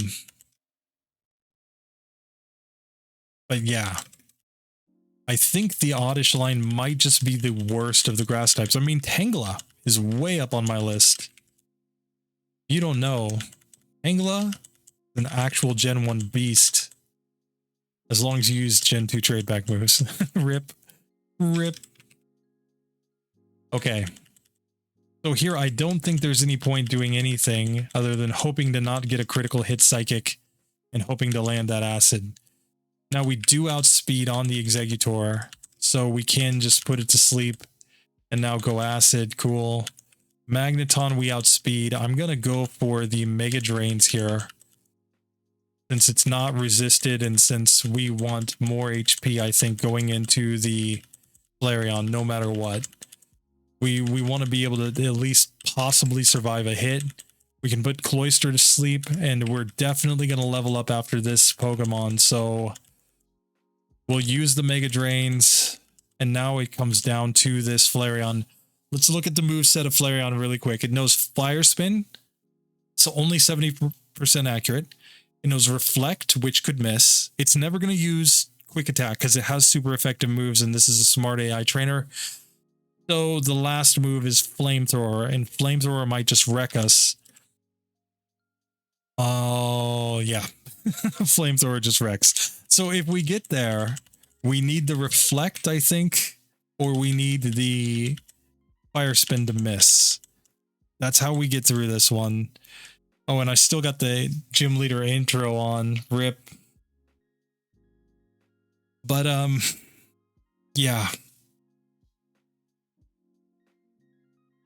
This is a spot where this fight is possible on minimum battles, clearly. We can get all the way to the Flareon, and basically 1/3 of the time we'll at least get a chance to put it to sleep because it's going to use a Reflect. And then, you know, another, what, 30% of a third. So 1/9 of the time we're going to get the miss from whatchamacall. So it's 4/9 are our odds, right? So yeah, we're under 50% to get through there is basically my rough math. You know, just approximating. If it's only one turn, right? And we either land the sleep or we don't. Or we survive and we land to sleep, or he knocks us out. Then it would be about a 1 in 3 chance. Or sorry, a 44% chance to win there. Okay, we miss here because of Kinesis. That sucked. Okay, but we are able to get here to Magneton. We get a Screech, which is another badge boost. So we are outspeeding. I'm using Mega Drain to heal up damage here. Okay, we get through that one. We still want to put Cloyster to sleep. Oh, we get lucky to land both of the sleeps in spite of the Kinesis. Okay, so we're back to Flareon. Even with an accuracy drop, he uses Reflect. We land. Okay. Acid. We need one more hit. Oh, and we get it. Yes, yes. Okay. Stinky. Stinky has beaten Scott's thoughts. But yeah, it was pretty terrible. Minimum battles is possible. It's not great. You have to use TMs in this one. There's no getting around it. Swords Dance is required. Bide is just required at the beginning of the game. Trust me, I tested out the struggle strats. It just doesn't work. You know, I was manipulating my PP so that I could, you know, have like just enough PP to knock out a certain Pokemon and then, you know, be able to knock everything else out. It just didn't work. So we had to go Bide. We had to go Swords Dance. We added Mega Drain. Mega Drain I actually think is the play because I think it's important to be able to heal up there. Man,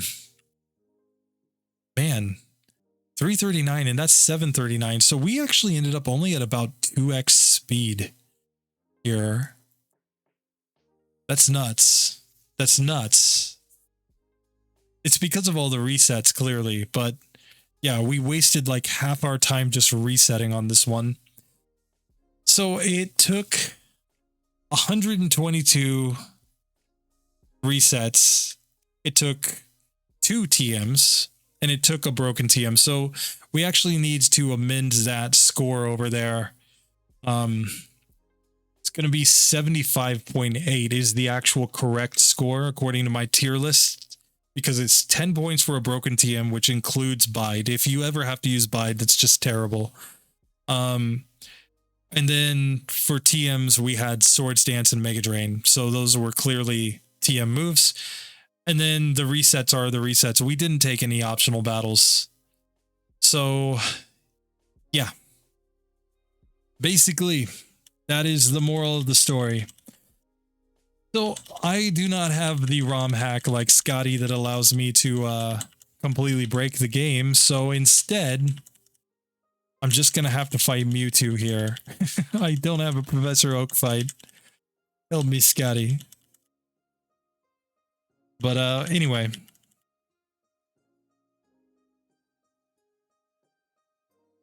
We're just going to let this guy, you know, go to the ends. And, you know, I'll take it. I will take it with Stinky. Even finishing the fight on full health, that is just stupid. And the Kinesis, I thought it was over. You get that one accuracy drop, but no, Stinky, he's too good. She's too good, Stinky. I think my Gloom's a girl. I think it's a female, but yeah, so let's just max repel in here. Let's do our whole surfing thing. Here, we'll even ride a bicycle in here for those of you who want the bicycle. And look at that. We can't even avoid the ride-on. The ride-on is coming in here for the memes. Everybody knows the ride-on memes. He's surfing in here. You got the surfing ride-on. You got the Mewtwo. Got some Dittos in here, I think, if I recall correctly in Pokemon Yellow. But that level 60 ride-on, that is the beast right there. Okay, so we are getting very close to Mewtwo, and I'll just take this moment to say that I'm not necessarily trying to just redo everybody's runs, but the Scott's Thoughts run kind of stuck out to me just because when I was watching the run, he made the point at the very beginning. He's like, I'm going to take a bunch of extra battles, and it's intentional. And I could probably beat Brock on minimum battles, but blah, blah, blah, you know. Which I understand. He's going for minimal resets and best possible time, basically. Right? And with that, yeah, you crush this time. Absolutely. By multiple hours in game time and in real time. But you just got to keep in mind that this is one of those things where different people have different opinions on how to play the game. Scott's Thoughts' runs are predicated on having max DVs and just going as fast as possible. My runs are based on 0 DVs. And the logic of ours is just polar opposites, but I think they're very complementary. Scott's Thoughts is going to show you the best case scenario for a Pokemon, assuming you get the 1 in 65,536 odds to get a perfect DV's Pokemon, and then you optimize the utter hell out of it. You're going to end up with Scott's Thoughts as results. But when you come here and you watch my videos, what are you going to come away with? Well, this is a 0 DV's Pokemon, which means it is the worst case scenario. And when I'm trying to do this on minimum battles, we're also saying this is the worst case scenario. This is the weakest that you will ever possibly be. And because I don't use vitamins, I don't take a bunch of optional battles to get extra stat experience, and I keep everything at the absolute minimum when I do these minimum battles runs, you know, this is the floor of Gloom. This is the worst case scenario of Gloom. So, Scotty, if you ever watch this, dude, this is addressed to you. I hope someday we do a run where we just directly compare these, right? Where you come in with your Max DVs fully optimized approach, and I say, hey, wait, Scotty. This is the reality for most of us. When we don't have the DVs, when we don't have the stat experience, when we don't have the vitamins, this is how it actually pans out. You know, you're always at least going to have 0 DVs, but it takes a lot of luck to get max DVs. So that's my word anyway. So here we go. Final battle, Mewtwo time. Let's go ahead and destroy this one, I hope. Psychic's probably going to wreck me, yes. God, Mewtwo, you're legendary. Actual legendary. The only Pokemon that I consider truly legendary is Mewtwo. I'm sorry, I don't care about later gens. And, you know, Mewtwo, when you got here at the end of the original game, was like, oh my god. This is Pokemon. You know what I'm saying? Like, this was the one. So here we go. We're going to Swords Dance up right here. Once we get the Mewtwo to sleep. We're never going to outspeed. That's fine. We're going for the acid strats. It's woken up. Oh god, please. Oh, the Psychic. We just needed like barrier, recover, anything but Psychic. Unfortunately, Mewtwo does not have smart AI. I mean, apparently they didn't learn from the that anime where he's a pretty smart dude. You know, they were like, no, he shall have the worst AI, but he still uses Psychic and still wrecks. Okay, Swift is fine. Oh, come on. Oh god, we can't land. Oh, we need barriers up. That's okay. We can set up the Swords Dance and we can get the defense drops with acid. Oh, we're doing so little damage. He recovers. Swift. Okay. We are able to put him back to sleep. Okay, we get the first defense drop there. And he goes Psychic, so we're dead. Mewtwo is actually a problem here. I mean, who wouldn't expect him to be a problem for Stinky Gloom? Oh man, this run is so bad.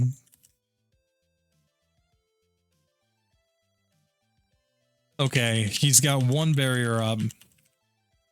Oh, 2 barriers up.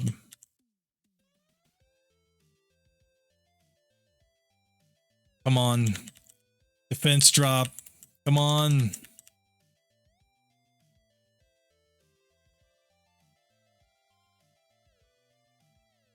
I'm nervous about him waking up, so I'm going back into sleep.